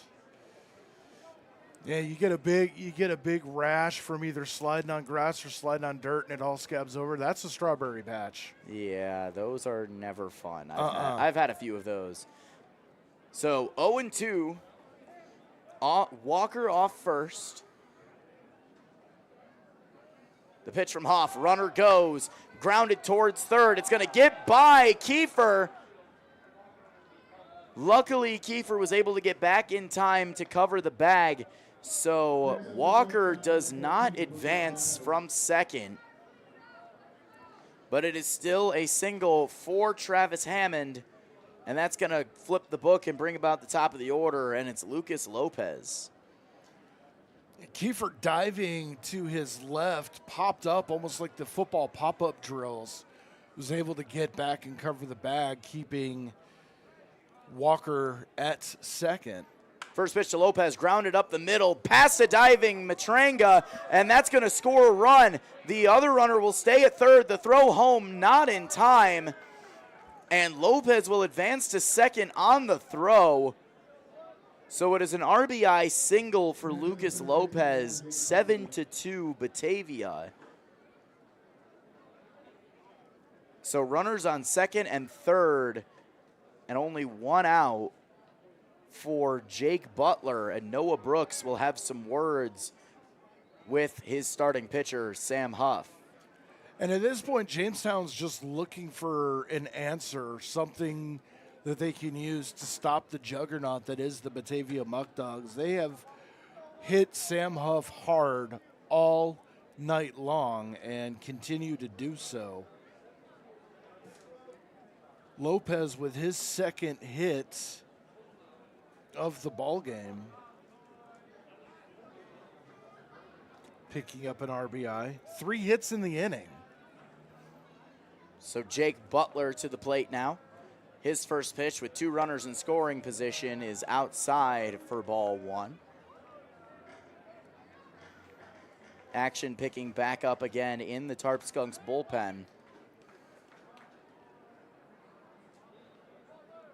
The 1-0.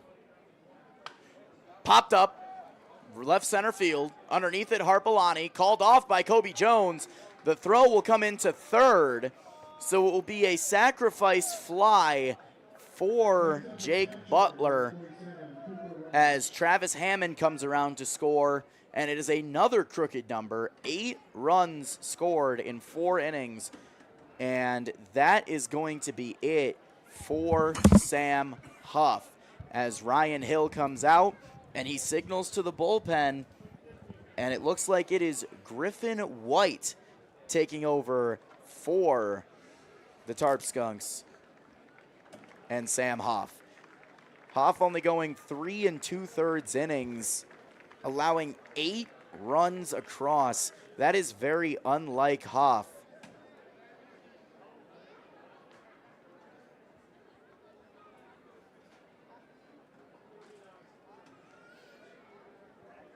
Hopefully Griffin White will be able to settle in and get out of this jam with as little damage as possible. White, 6'5", 215, a freshman from Wagner College, calls Columbus, Ohio home.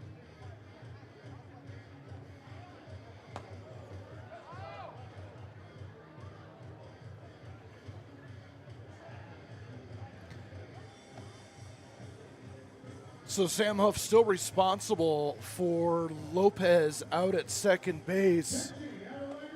Currently, his line 3 2/3 of an inning, 8 hits, 8 runs, 8 earned, 4 walks, 2 strikeouts.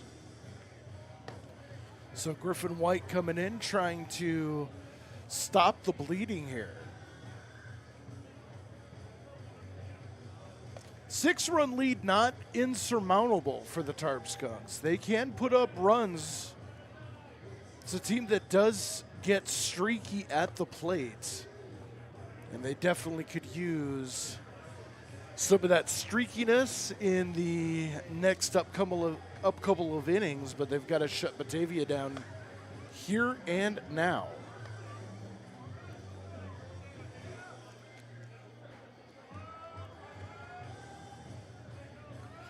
For Griffin White, his 3rd appearance on the season, no record, 2.2 innings pitched, 3 hits, 1 run, 1 earned. 3 walks against 4 strikeouts, coming in with a 3.37 ERA, and he will inherit Lucas Lopez at second. And he's going to end up facing Cooper Romich. Cooper Romich, the one batter in the lineup with the highest batting average for the Batavia Muckdogs, coming into this game batting .385 on the season. So Griffin White coming into this game with a difficult scenario, facing the heart of the order for the Batavia Muckdogs and a runner in scoring position. However, his first pitch outside for ball 1. Romich singled, drove in 2 back in the 2nd inning, walked and scored in the 1st.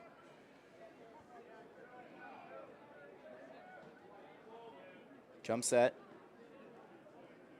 Checks Lopez at second. The 1-0. Foul back.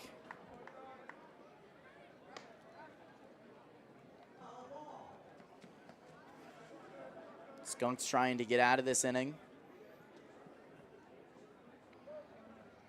Scarfone playing deep and right. Harpelani straight away, perhaps a little shallow in center. Jones straight away.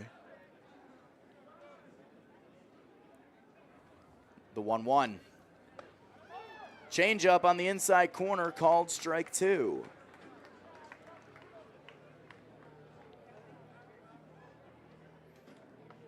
So 1-2, 2 out.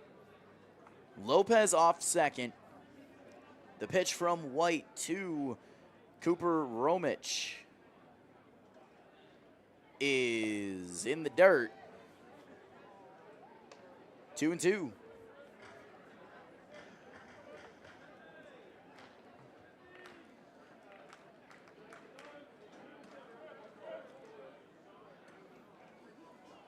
White takes a long time to come set. Checks the runner twice. And the 2-2 delivery. Just low. White thought it was strike 3. But Cooper Romich has worked the count full. White not the only one. Brooks popped up. Was getting ready to head to the dugout. So 3-2, 2 out. Runner on second. The payoff pitch. Okay, foul tip. Strike 3. Good snag there by Brooks to end the inning, but not before the damage was done yet again. 2 runs on, looks like 3 hits. 2 runs on 3 hits, 1 runner left on base. We're going to go to the bottom of the 4th now with the score 8-2 Muckdogs.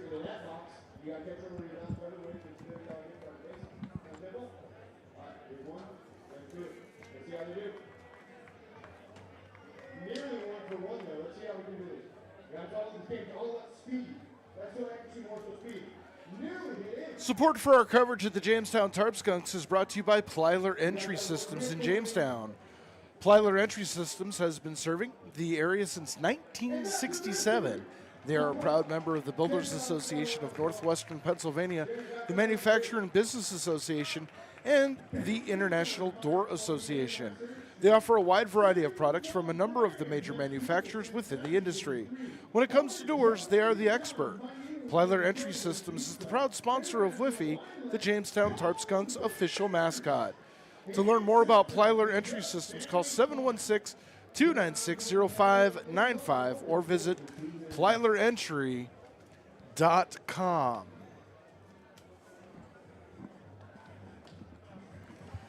As a new pitcher now for Batavia is going to be Isidro Jimenez, 5'11", 200-pound junior out of Stillman College, calls Santo Domingo, Dominican Republic his home. So a short outing for Tucker Beving just to get out of the third inning. Pitching, number 23, Isidro Jimenez. So new pitcher on the mound, and he will face Brooks, Scarfone, and Kiefer, the bottom of the order here in the bottom of the fourth inning. And here to tell you about it, it's Matty G. Thank you, Dre. So the Muckdogs renewing the 6-run deficit that they had going into the bottom of the second, as the Skunks ended up scoring a run in the second and a run in the third. They got to continue to chip away, and they cannot let this game go too fast on them, because this game, while some people that don't like this game might call it slow, this game, when you're on the field, can have a tendency to go by in a snap. If you are the Tarp Skunks, you have to not let this game speed up on you and take control and chip away pitch by pitch, as Isidro Jimenez has his first pitch to Noah Brooks, low and away for ball one. And just off that first fastball, Jimenez has a cannon on his arm. Does he have control? The 1-0. Swing and a miss. Counts 1-1. For Jimenez, this is interesting. He has only pitched 1/3 of an inning. 0-1 record, 2 hits, 4 runs, 4 earned, 6 walks, no strikeouts, and coming in with a 108, as in 108 ERA. As that pitch was also swung on the miss and counts 1-2. The stats aren't showing what Isidro Jimenez is doing right now. Yeah, very small sample size, impossible to judge. The 1-2 pitch fouled off the ankle of Noah Brooks, and we will do it again. And there are those people out there, they're just stat hounds, but they don't look at the entirety. They just look at ERA or they just look at batting average, and they ignore everything else. They miss a lot of the big picture. Unfortunately, just not a big sample size for Jimenez, but from what we're seeing now, kid's got some heat. The 1-2 pitch. Grounder towards short, fielded by Lopez on the run. The throw in time for out number 1. And that's going to bring up Steven Scarfone to the plate now. Brooks hit that one hard up the middle, but Lopez easily scampering over to the left and making an easy put out on Brooks. And you know, you talked about the stat line. It kind of reminds me of the movie Moneyball. Mm-hmm. How they were using stats to get their way. As the first pitch from Jimenez to Scarfone bounces in front of the plate, scaring the umpire, actually. As soon as the umpire saw it hit the plate on the inside part, he ducked away. He was getting prepared to get hit by that. 2 for flinching? The 1-0. Check swing. Yes, he did go around. Counts 1-1.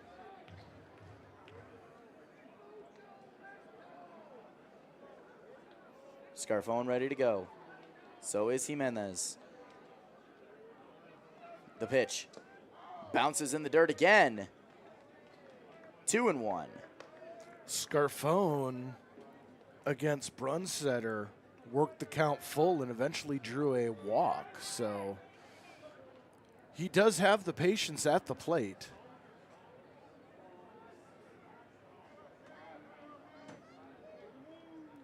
The 2-1 delivery. Inside, backing Scarfone off the plate, and the count's 3-1.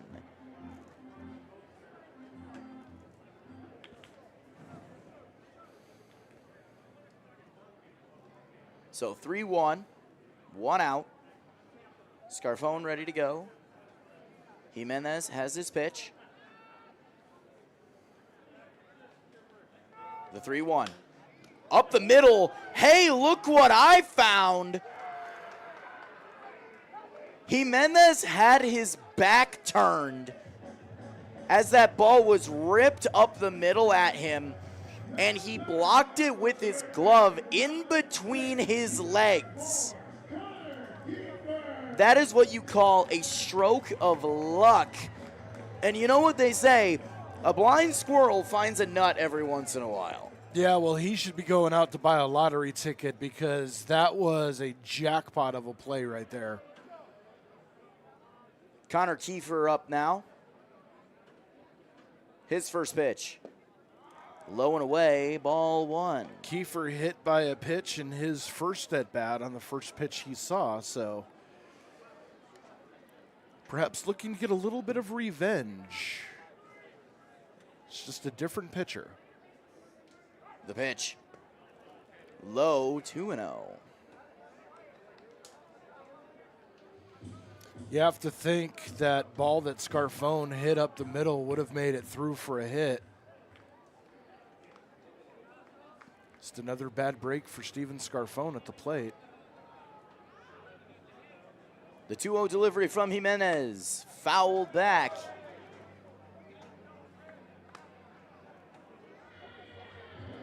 And the count's 2-1.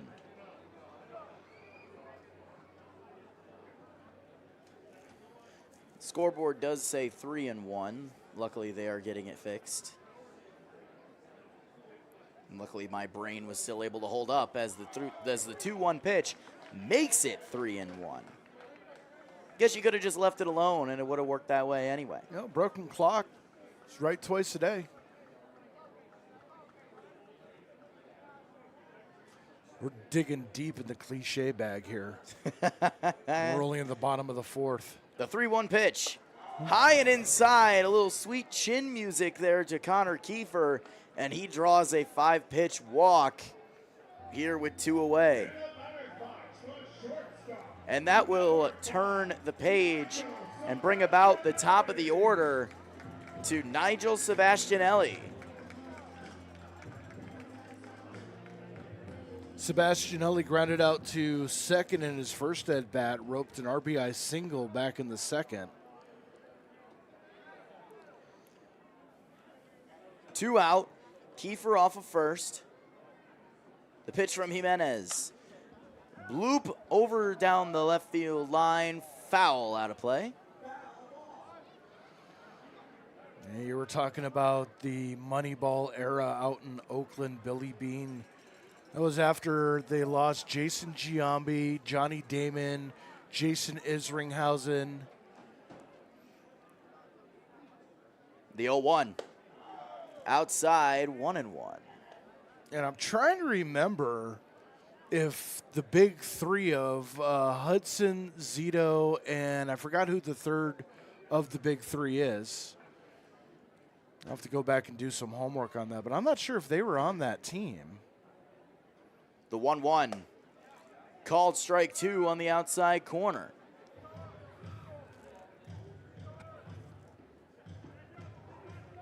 It's the Bill James approach to baseball, which he embraced.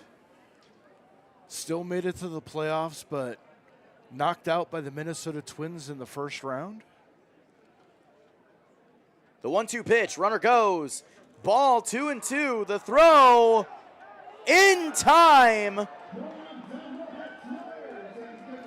It was an absolute dot by Cooper Romich to knock out Connor Kiefer at second base, caught stealing. And that will end the inning. No runs, no hits, no runners left on base. We go to the top of the 5th inning now. The score remains 8-2 Batavia. And it's going to be very simple. These are the race with you. Now, we're going to have one you run all the way down to first base, all the way home. You'd like to run all the way down to third and all the way home. If you'd like to beat Whitby, he wins the prize. But if Whitby wins, no prize for Levi. All right, Jamestown, let's get on the field. Let's get loud for Levi. On your march. Get set, go! Levi takes a good lead. He's moving. He's moving. Whitby loses his shoes. Levi, it's going to be close. Levi, let it go. It's close. Oh, down goes Whitby. And Levi wins. My goodness, let's give him applause. Ladies and gentlemen, let's give a round of applause for Levi. Jeremy, back that up to you. That's it. Today on all things Tarp Skunks by visiting our website, tarpskunks.com. Browse our online shop, purchase tickets, check out the team info, and history of baseball in Jamestown. Plus, you see our home and away schedule and check out all the partners that help make baseball in Jamestown possible. Bookmark our website, tarpskunks.com, with your favorite internet browser today.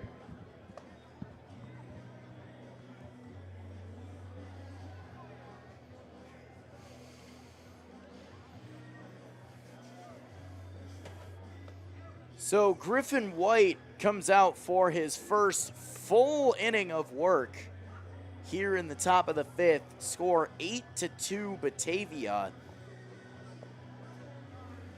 He will be facing 4, 5, 6. Anthony Greco, Justin Austin, and Sean Pope. As we are all set and ready to go, I've had my fill, at least thus far. Here to take over on the mic, stepping up, it's Mr.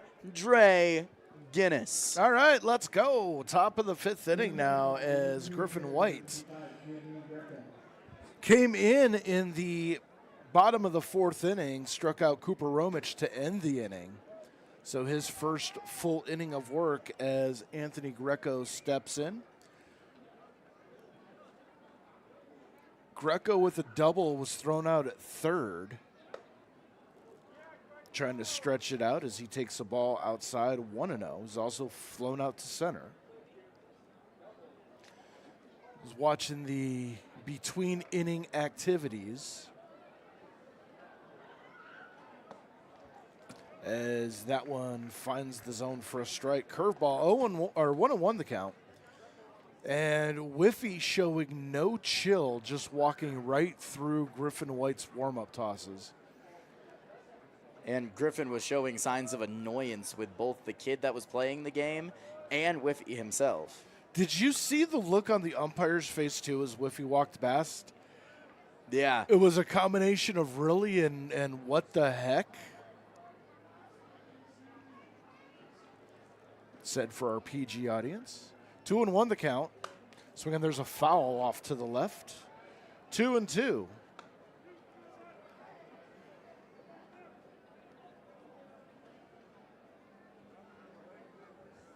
Justin Austin on deck.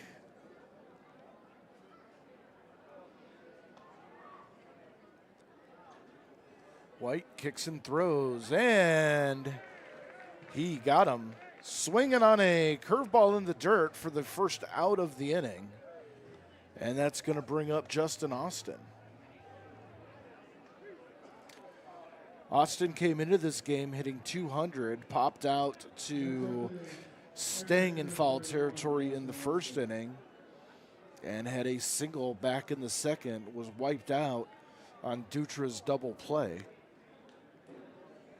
Left-hander waits, crowding the plate. And the first pitch, outside for a ball, 1-0.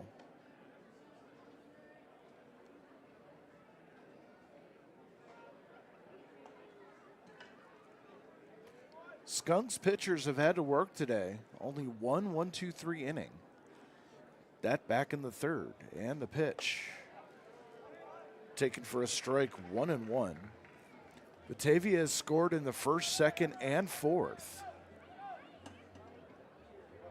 Skunks looking to shut it down here.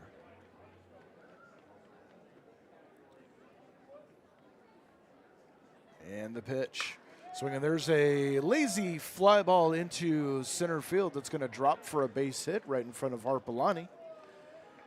And a one-out single for Austin, his second hit of the ball game, and that's going to bring up Sean Pope, the left fielder.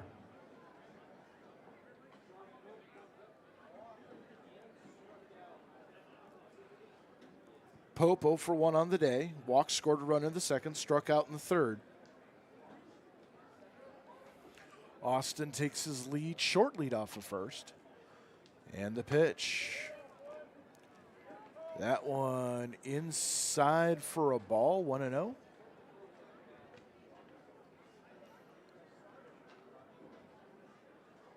Not a very big lead for Austin at first. The pitch outside for a ball, 2-0. At least Austin is able to recognize, he goes, I'm not fast. I'm not going to go anywhere. Like, why do I want to risk getting picked off over here and take an aggressive lead when I know I don't have the speed for it?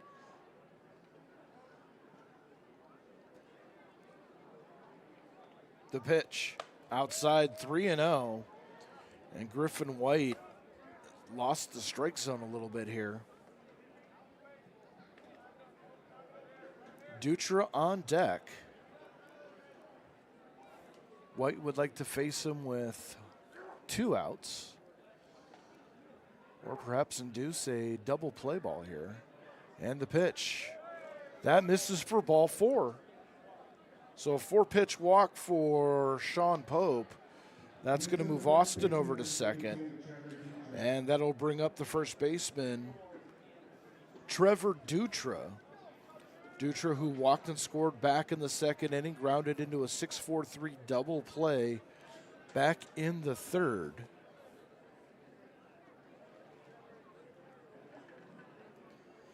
Skunks looking to turn one here.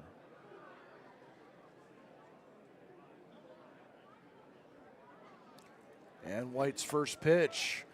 Curveball over the outside part of the plate for a strike. 0-1 the count.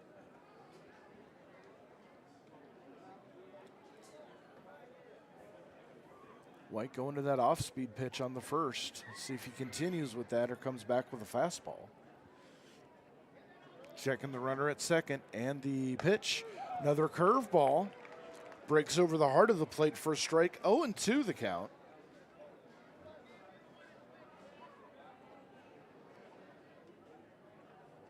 Infield at double play depth. Outfield playing pretty straight away.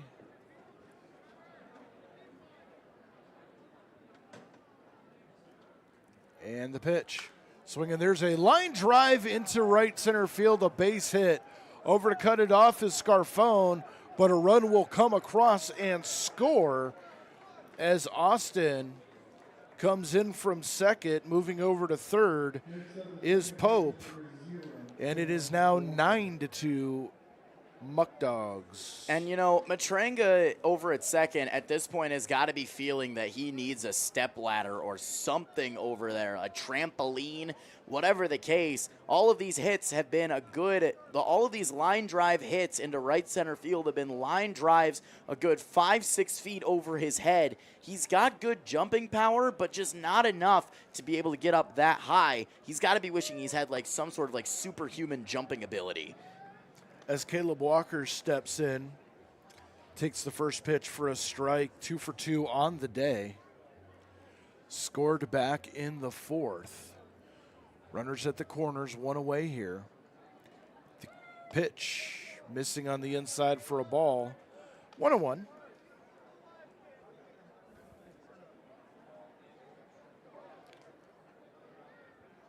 Heard someone from the Batavia dugout talking about someone's blue eyes. The interesting things you hear from the dugout. And the 1-1 pitch is a line drive base hit into right field. Coming in to score is Pope. Holding at second is Dutra. And Batavia just keeps barreling the baseball and now have taken a 10-2 lead. And this is looking very reminiscent of the opening day game that we had against the Batavia Muckdogs.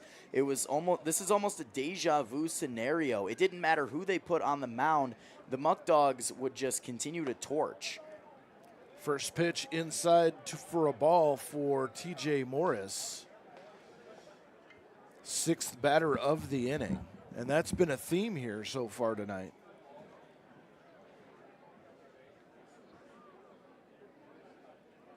And the pitch. Swinging. There's a line drive.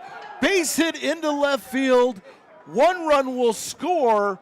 Holding at second is Walker. And Morris with an RBI single. And it's 11-2. And once again, a mound visit for the Tarp Skunks coaching roster. And I have a feeling that this mound visit is literally just to buy the bullpen time. The action has begun over there, but unfortunately he hasn't had enough time to be able to get himself ready to come out on the mound. He hasn't even started pitching at full 60-foot distance yet. So I have a feeling this is just going to be to bide the time as long as possible, especially considering the mercy rules that are in effect. The mercy rule is 15 runs after 5, 12 after 6, 10 after 7. And so if the no more runs score after this inning, this game will end in the 7th. So the Tarp Skunks needing to put the pedal to the metal here and try to lock in as best they can if they don't want this game to end early. So now Travis Hammond steps in. Still only 1 out here in the inning. And the pitch. Missing low for a ball, 1-0. It's been a struggle the entire ball game. And you have to give most of the credit to the Batavia hitters. They are barreling things up. Not trying to do too much as the 1-0 pitch misses for a ball, 2-0. Just throwing the bat head out there, putting the ball in play, and they're getting all the drops tonight.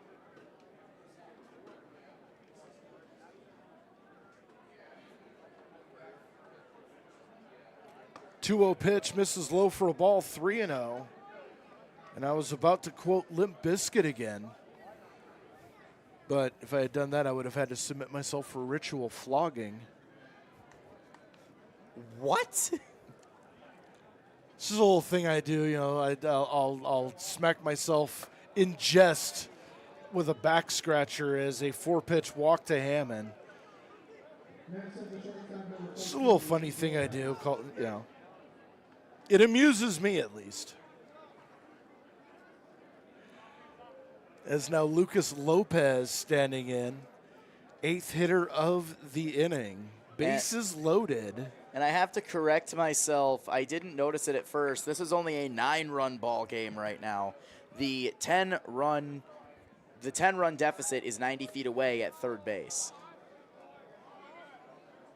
If it scores, do we get to blame you? I wouldn't think so. Well, you know, it's the announcer curse. I just said where he was. I didn't say anything about leaning him one way or the other. I was just stating facts. That's what color does. The 1-0 pitch, missing for a ball, 2-0. And Griffin is showing signs of frustration. After every single pitch, he is looking over at the Tarp Skunks coaching staff that is standing on the edge of the dugout. I just watched one of them look down at the bullpen to check and make sure if they're ready, and I think he got the green light. So if this is a 4-pitch walk, or if this runner gets on base at all, this is going to end the night for Griffin White. So 3-0 now. And the pitch. Called for a strike, 3-1. Lopez not swinging on that one. You got to wonder if he's going to pull the trigger on this one. I would imagine he has the green light at this point. That one fouled off to the left, out of play. And missed the family of duck-billed platypuses hanging out down by the entrance gate. Platypi. Platypi? Is that how that? Yeah, it's like cactuses, cacti, Oh. platypuses, platypi. 3-2. The pitch. Ground ball, weakly to second. Could be 2 to second for 1 on the first, not in time. Fielder's choice for Lopez scores a run. As Hammond put out 4-6 for the second out of the inning.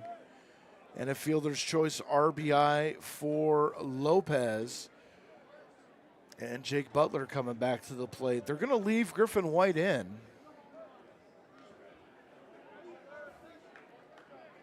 So it is now 12-2 here in the top of the 5th inning. First pitch taken for a strike, 0-1. Ninth hitter of the inning.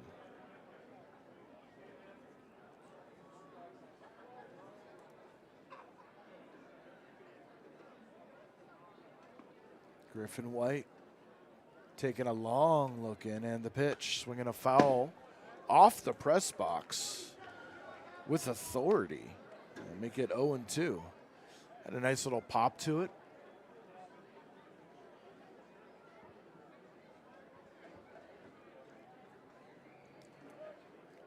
So now 0-2. White trying to end this inning. And the pitch. Popped up. Behind home plate, Noah Brooks drops the mask and puts it away for the final out of the inning. But what an inning it was for the Muckdogs. 4 runs on 4 hits. 1 runner left on base. We go to the bottom of the 5th inning. It's 12-2 Batavia. Support for our coverage of the Jamestown Tarp Skunks is brought to you by the Davies Investment Group of Painted Post, New York. In a world filled with financial choices, finding the right path can be daunting. But fear not, because the Davies Investment Group of Benjamin F. Edwards is here to guide you every step of the way. With over a century of combined experience, this dedicated team is committed to helping you achieve your financial goals. They take the time to understand your unique needs and aspirations, crafting personalized strategies designed to grow and protect your wealth. But they don't stop there. They collaborate with your tailored advisors to ensure a comprehensive approach tailored specifically to you. When it comes to your financial future, trust the experts from the Davies Investment Group of Benjamin F. Edwards. Contact Davies Investment Group today at daviesinvestmentgroup.com or visit them at 310 Town Center Road, Suite 201, Painted Post, New York, 14870. Davies Investment Group, member SIPC. New pitcher on the mound for the Batavia Muckdogs. We did say they were going to run a bullpen by committee.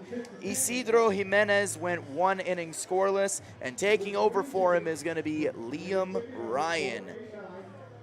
Liam Ryan, 6'1", 185, a sophomore at SUNY New Paltz, calls Middle Island, New York, his hometown.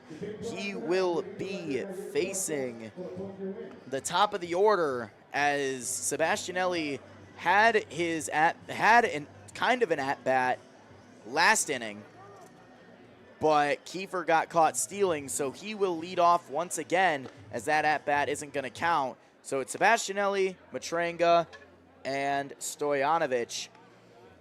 And here to tell you all about it as the Tarp Skunks need to enter crunch time, it's Dre Guinness. All right, Maddie, thank you very much. As the line for Liam Ryan's 8th appearance, 2-0 record, 9 1/3 innings pitched, 3 hits, 1 run, none earned.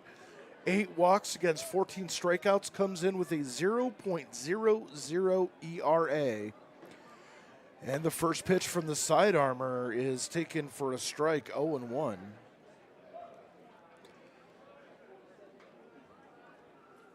The 0-1 pitch outside for a ball, 1-1.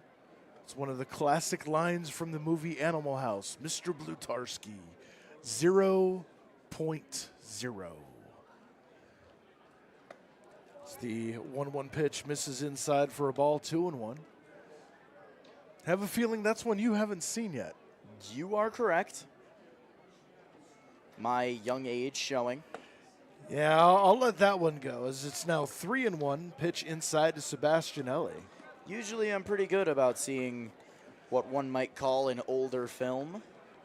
Oh, that definitely is an older film, as the 3-1 pitch taken outside for a walk and a leadoff runner for the Tarp Skunks, as Sebastianelli is on board for the second time of the game, and that's going to bring up Austin Matranga. And like I said, this is crunch time for the Jamestown Tarp Skunks, down by 10. So they are in threat of the mercy rule tonight. Luckily, they still have 9 outs to figure out what's going on with that mercy rule. They need just one run across. Squared a bunt, and bunt's fouled, as Austin Matranga. And like I said, the fifth inning mercy rule is not going to count anymore, as we are in the 5th inning. But it is going to lost consciousness there for half a second. Good morning, wake up. Welcome to my world. The mercy rule that is put in place, it is 12 runs after 6, 10 runs after 7. So right now, the Tarp Skunks in threat of having this game close early on them in the bottom of the 7th inning in comparison to going the whole 9.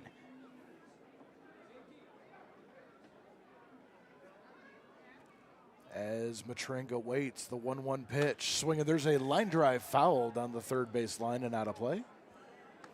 1-2 the count.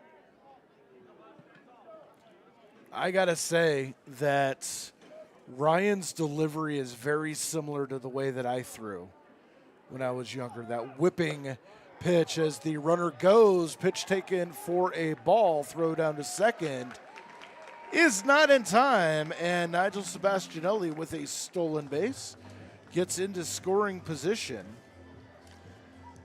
And the count even at 2 apiece to Matranga.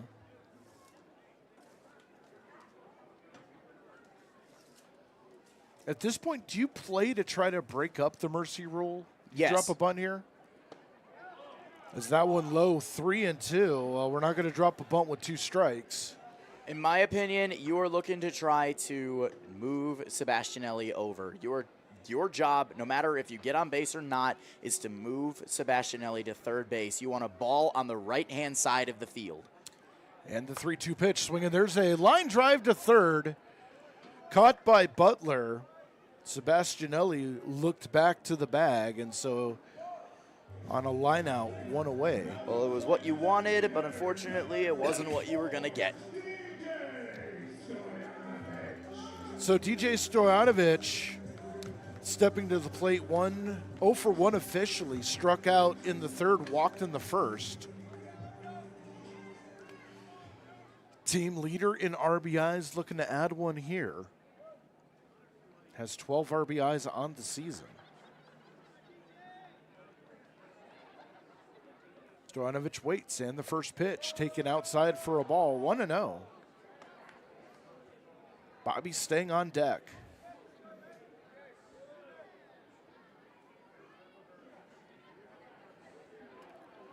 Ryan takes a long look in. Stoyanovich crowding the plate.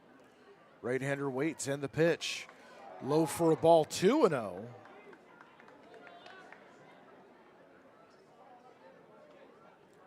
And so Stoyanovich getting the benefit of the calls here. 2-0, 1 out. Skunks down 10, and the pitch. That one taken for a strike, 2-1. I looked in a very similar location. Could have been a makeup strike.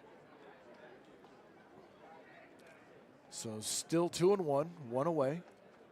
Sebastianelli off second. The pitch fouled. And I think that missed the booth. If it hit it, we would have heard it. Well, I mean, it looked like it almost went into the owner's box, but I didn't see. Again, this is all wood. We would have felt that. This is true, yes. So now 2-2 the count. And the pitch. Ground ball in the dirt, and Sebastianelli will advance on the wild pitch. And now if you're Stojanovic, the only thing that you are thinking to yourself right now is sit on the fastball, wait on the curve, expect it, ball in the outfield.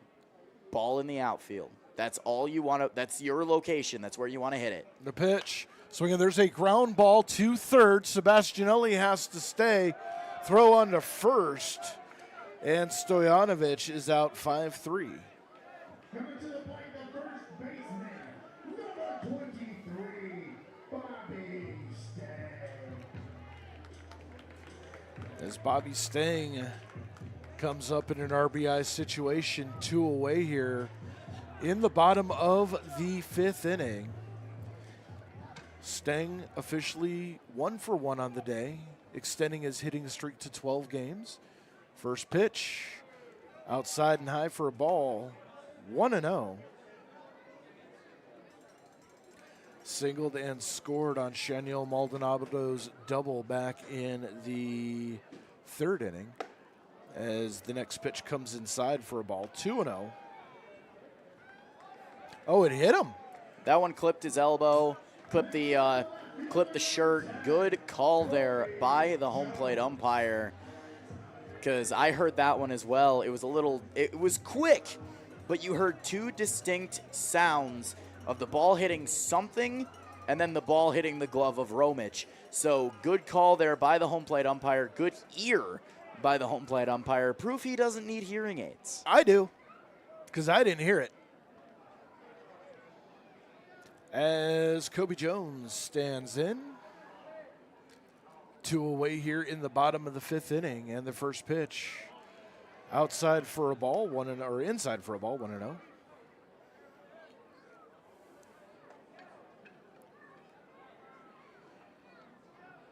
Runners take their lead, and the pitch. Swing and a miss. 1-1 the count. Sebastianelli at third. Stang at first. 2 away.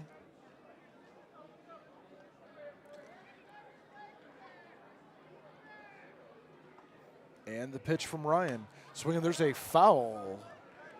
Back into the left, out of play. And it's 1-2 now. Shaniel Maldonado is on deck, would hit next if Jones can extend the inning here. The left-hander waits, swinging. There's a foul right back underneath us. Did that one scare you? No. For some reason, that one didn't. 1-2, the pitch. Swing and a miss. Jones goes down on strikes to end the inning. And we go to the top of the 6th. No runs, no hits, 2 runners left on base. We go to the top of the 6th inning. It's 12-2 Batavia.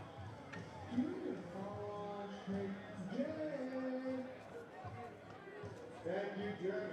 Now, I went out to the North parking lot and I looked around the North parking lot. There was a lot of very green cars. Back in that, the somewhat very tall. It's a black Ford F-150 with a New York plate, which is KBF 2663. I repeat, that is a black Ford F-150 with a New York plate, which is KBF 2663. New pitcher on the mound for the Jamestown Tarp Skunks. It's going to be Austin Kalsick replacing Griffin White, and in my opinion, it's the right call, as Griffin White did struggle there in the 5th, giving up 4 runs. Kalsick, 6'2", 150, a senior from Grand Canyon University. Would probably think that this area would be kind of cold, considering he hails from the state of Arizona. You think this would be super humid for him too, considering they get what they call a dry heat? From California? No. Arizona. Oh, Arizona? No. I don't think so. I mean, I've lived in California, I've lived in Atlanta. I've lived in Idaho of all places. You want to talk about a dry heat there too. I don't think he'd feel much humidity. This actually is like a nice day in before it gets to like 385 degrees in Arizona. So he will be facing the 3-4-5 hitters, Cooper Romich, Anthony Greco, and Justin Austin. The Kalsic needs to lock in here because if 2 runs come across and then the Tarp Skunks don't score, this game ends in the 6th with the 12-run mercy. But here to tell you all about that, it's Dre Guinness. All right, thank you very much. As making his plate appearance in the 6th inning is Cooper Romich, the only member of the Muckdogs that did not hit in the last inning. And the pitch inside for a ball, 2-0.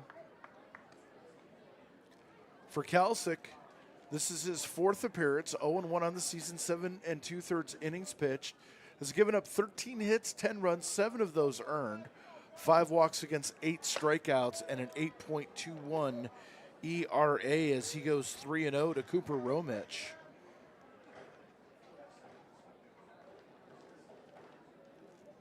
On deck is Anthony Greco. As the 3-0 misses for a ball, Noah Brooks trying to figure out where that missed, asking the home plate umpire, but a 4-pitch leadoff walk for the Muckdogs and the designated hitter, Anthony Greco, coming to the plate. Quick conference at the mound between Brooks and Kalsic. No bounds boxer, designated hitter, number 55, Anthony Greco. You know, to be honest with you, I'm surprised Kalsic doesn't have long sleeves on. Especially considering that the temperature has been steadily dropping over the past couple of hours. Current temperature is 63 degrees. First pitch, swing and a miss by Greco, 0-1.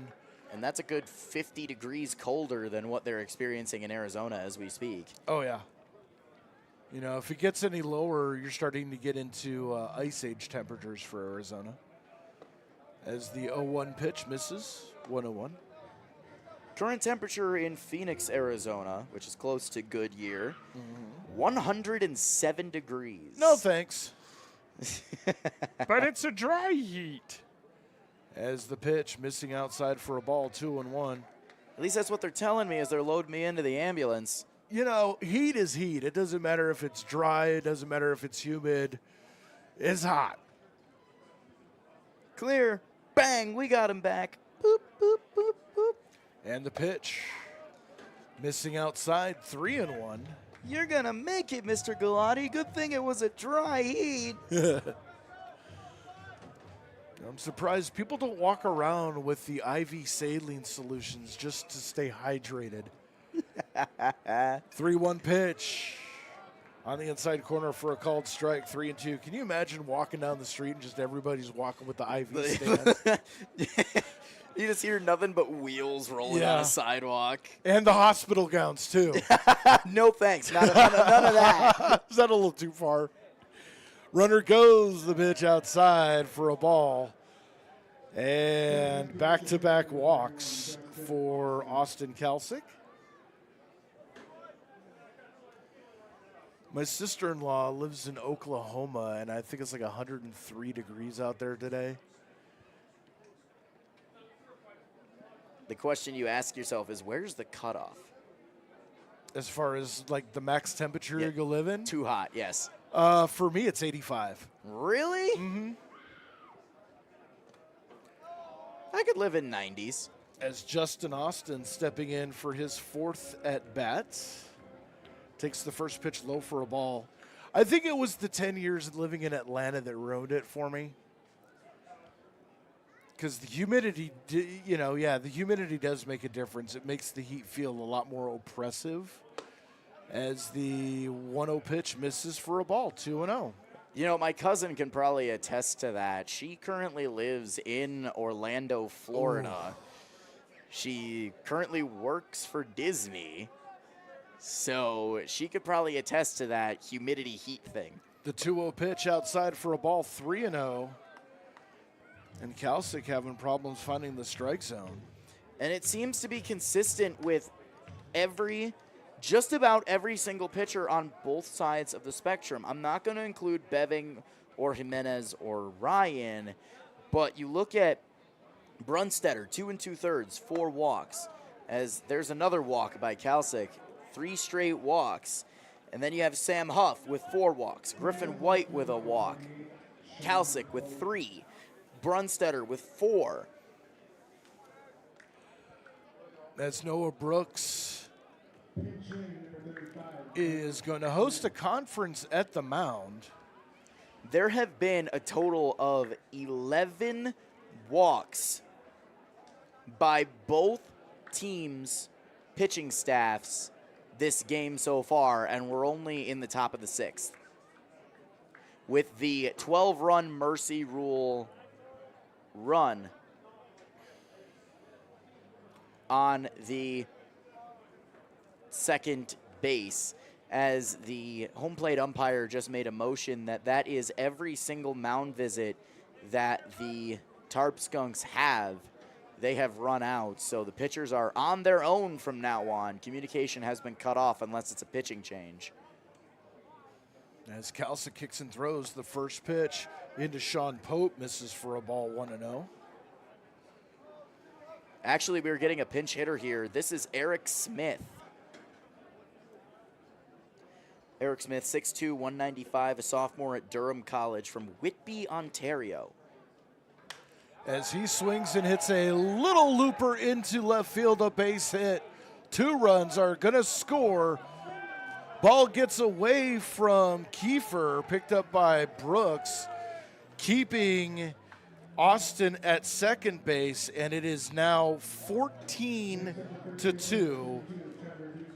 And once again, as I mentioned before, we are now in mercy rule territory. 12 runs after 6 innings. That's where we're sitting right now. The Tarp Skunks at a 12-run deficit. The Batavia Muckdogs can continue to add on more until the end of this inning, but if the Tarp Skunks don't score and bring the deficit to less than 12, this game is over. As Trevor Dutra steps in, takes the first pitch for a ball 1-0. Dutra walked and singled. And I went back and counted. We're at 15 total walks for both teams.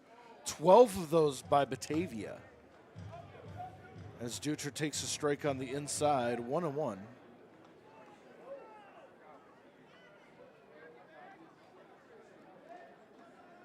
And the pitch. In the dirt for a ball, 2-1. And you have to wonder with making the travel and not getting to play yesterday and then taking that long bus ride home, I think not being able to play yesterday may have taken a little bit of energy out of this team. As Dutra takes a called strike, 2-2. I mean, it's possible, but at the same time, this game wasn't until later tonight. They would have had the ability to sleep in, get that 8 hours plus. And the pitch in the dirt for a ball, 3-2 now.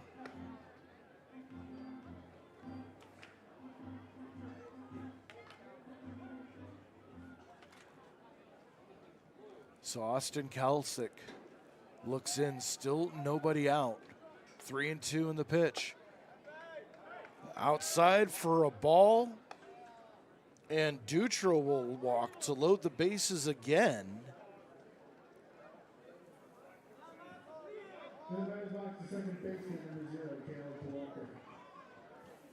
It's Caleb Walker coming to the plate. Caleb Walker pinch hitting. No, he's not pinch hitting. Oh, never. God, now I need the caffeine. There you go. It's been an interesting day as he's 3 for 3 on the day. I saw Eric Smith come up to the plate, and I was like, well, looks like we're getting for a list of pinch hitters. And I put the cart before the horse. My fault. Sometimes that happens. And the pitch. Okay. Hi, I guess. Shh. How you doing?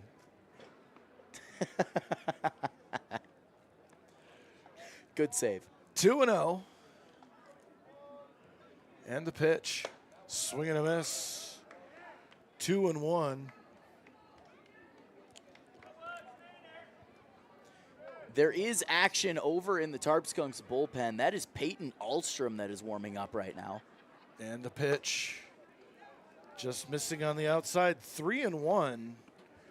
And I don't know about you, Dre, but from my angle, a lot of these outside corners do look like strikes. But, you know, this umpire hasn't been favoring the outside corner all day. As that pitch on the inside corner for a strike, 3-2. So Walker goes full. And I think you're right. But when you're this wild, you're not going to get those calls. And a swing and a miss. Walker goes down swinging for the first out of the inning.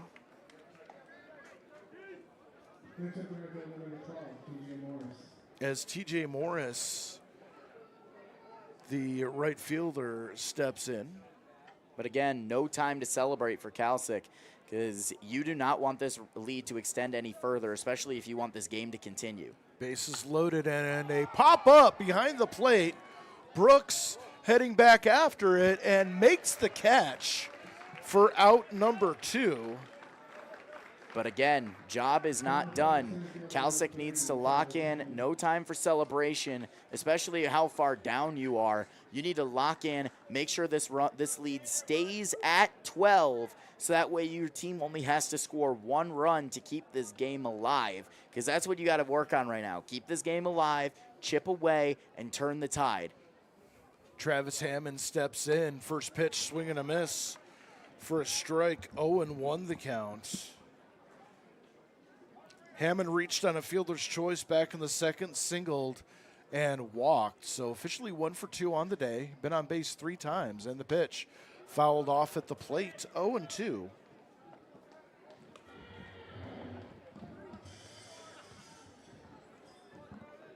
So Kalsick, 1 strike away from getting out of the jam.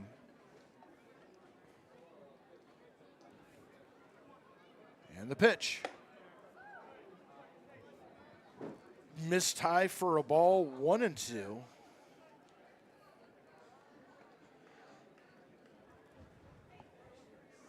I guess the 1-2 pitch.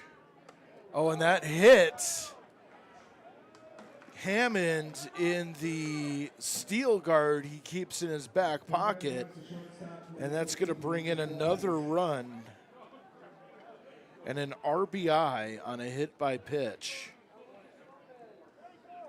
as Austin comes in. And it looks like Yankiel Gonzalez coming in for Lopez.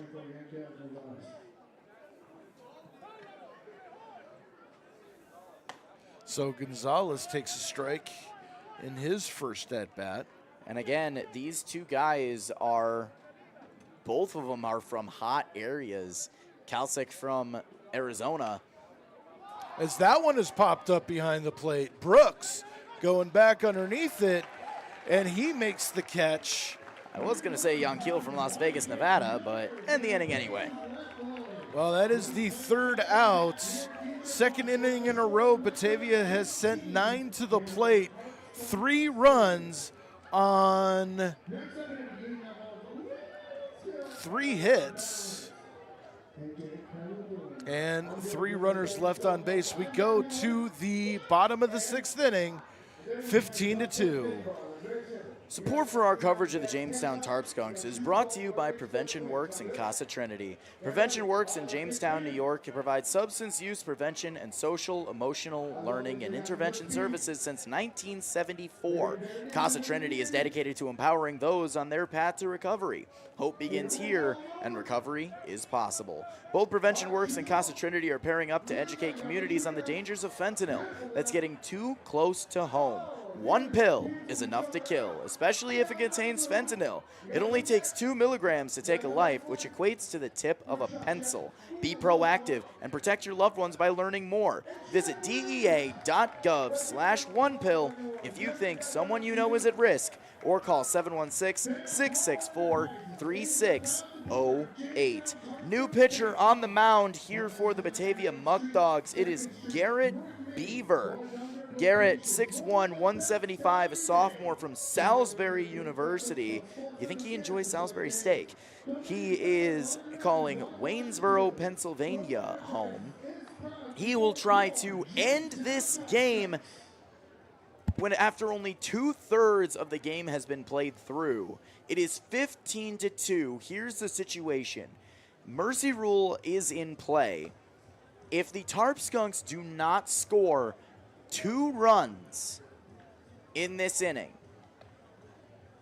then this game is over because of the 12-run deficit. They're currently down by 13. They need to bring the deficit to 11 or fewer to keep this game alive. The batting order is going to be Maldonado, Harpelani, and Brooks, but they got to play past the torch to face the side armor Garrett Beaver. And here to take you what could possibly be the rest of the way. The Tarp Skunks obviously don't want that, but obviously with the possibility, here to tell you all about it, it's Dre Guinness. All right, Maddie, as it is back against the wall time, Shaniel Maldonado did have a double back in the 3rd inning and scored a run. His 3rd plate appearance of the day, 1 for 2. And facing the side armor, Garrett Beaver, in the first pitch, missing for a ball, 1-0.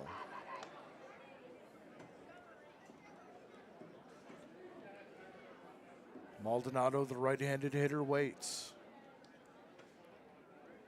The wind and the pitch. Missing for a ball, 2-0.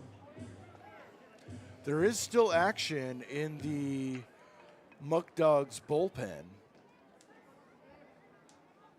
May just be a late bullpen session as the next pitch outside for a ball, 3-0. Harpelani is on deck, would be next.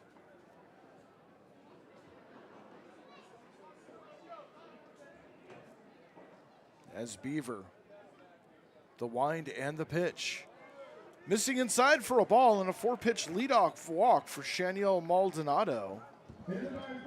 Gives the Skunks a runner at first, and that is going to bring up Eli Harpelani. And I have a feeling that this home plate umpire is struggling a little bit with the arm angle of Garrett Beaver. He used to love calling that inside corner, but it seems like the arm angle is causing him some troubles. So Maldonado off first. Harpelani takes the ball on the outside, 1-0. And that's that danger of that slingshotting sidearm action, is you do lose a semblance of control there. As that one finds its way over the zone for a strike, 1-1 the count.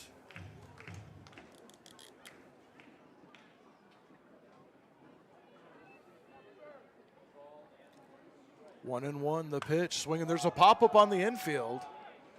Lopez, or make that Walker.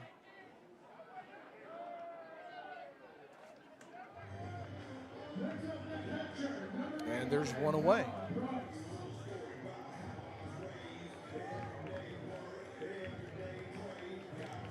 Noah Brooks, the batter.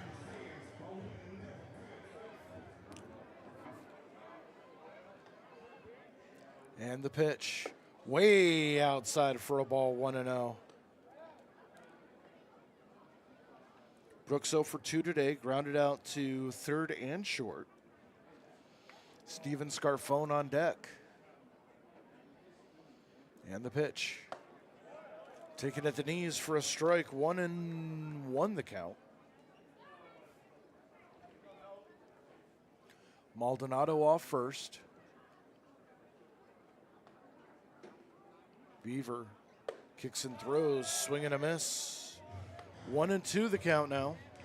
Curveball. Got Brooks swinging. It actually would be more like a slider because of the arm angle that he would have. It's more like a 9-3 move. As that one's fouled off, Brooks staying alive. Still 1-2 the count, yeah.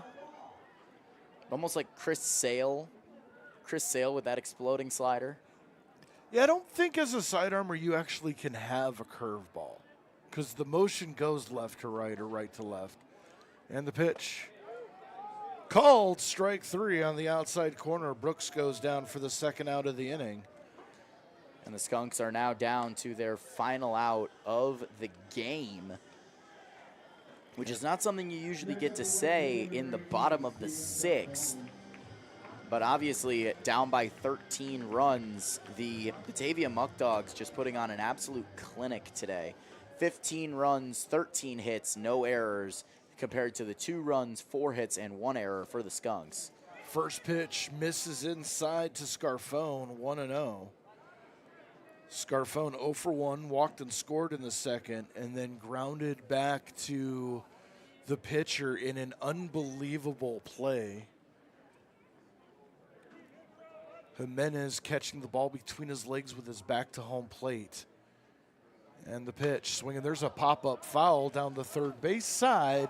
Heading over and unable to get it is Butler as that one just goes out of play. 1-1 the count now.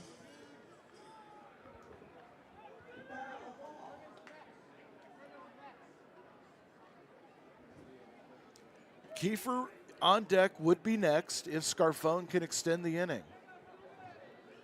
And the pitch.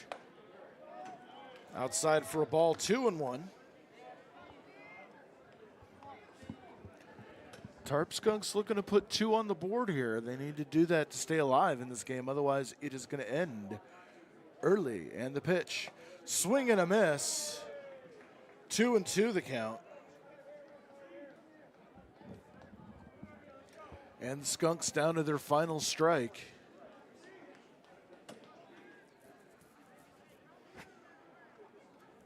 And the 2-2 pitch. Swing and a miss. And that should do it. That will end this game on a 12-run mercy rule. Final score 15-2. And you know, there's one common phrase that my grandfather always told me to try and cheer me up a little bit if I ever had a poor showing. And it was, you have good days and you have bad days. And specifically, I'm looking at the pitching staff. They just had a bad day. You know, none of them really had their stuff today. When it came to, you know, Sam Huff, when it came to Griffin White, when it came to Austin Kalsick, it took them all way too long for them to be able to get any sort of momentum going on the mound, and by then it was too late as there were 4 runs put on in both the 2nd and the 5th inning with 3. Every single inning that the Muckdogs had ever scored a run in this game was a crooked number, 2, 4, 2, 4, and 3, and it was just too much, and they just overwhelmed the Skunks from start to finish. You just got to forget about this game and just focus on what's to come. This is not the way you play baseball. They just had a bad day. Forget about it and come back. You have a day off tomorrow. Get a good night's sleep. Focus on what you need to practice on tomorrow and come back on Saturday with that winning mentality. Yeah, they've got Auburn on Saturday, and then on the road they get another shot at Batavia on Sunday, and then back here on Monday for a exhibition game with the Buffalo Diesel. Now, we do have to take a look at the most valuable stinker. Unfortunately, it is kind of slim pickings. However, I lead off, and I'm going to let you think a little bit, Dre. Oh, I already got mine. I might steal it from you. I doubt it. My pick is Bobby Stang. The reason why is because of his hitting streak. You know, 12-game hitting streak, able to extend that today with one of his singles. You know, Bobby Stang comes up clutch when it counts. And able to continue that hitting streak and having that go farther and farther and farther to having it reach a dozen games is something to tip your cap at and is worth most valuable stinker alone. You know, not a bad pick, and of course, you know, that is the low-hanging fruit. I'm going with Shaniel Maldonado, who had the RBI double to give the Tarp Skunks some life.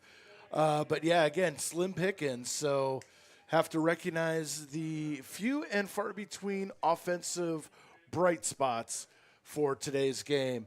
Support for our coverage of the Jamestown Tarp Skunks is brought to you by Plyler Entry Systems, the Davies Investment Group, and Prevention Works in Casa Trinity. We'd like to thank our sponsors for helping to make this and every live stream of the 2024 season possible. We also encourage all businesses and organizations serving residents in Jamestown and Chautauqua County to consider becoming a sponsor for this or future seasons by calling us at 716-705-5600, emailing us at contactus@tarpskunks.net, or using the contact form on our website, tarpskunks.com. All sponsors are recognized during each home game, during our live stream broadcast, and also by our public address announcer. Thank you to our current sponsors and to anyone else considering becoming a future sponsor of Tarp Skunks Baseball. So, as much as it was rough, we will be back. Don't forget, this coming Saturday, first pitch at 6:30. We go live at 6:15 to give you the preview. But for now, we're going to take a day off and get some sleep. It's Matty G alongside Dre Guinness saying, Good night, everybody.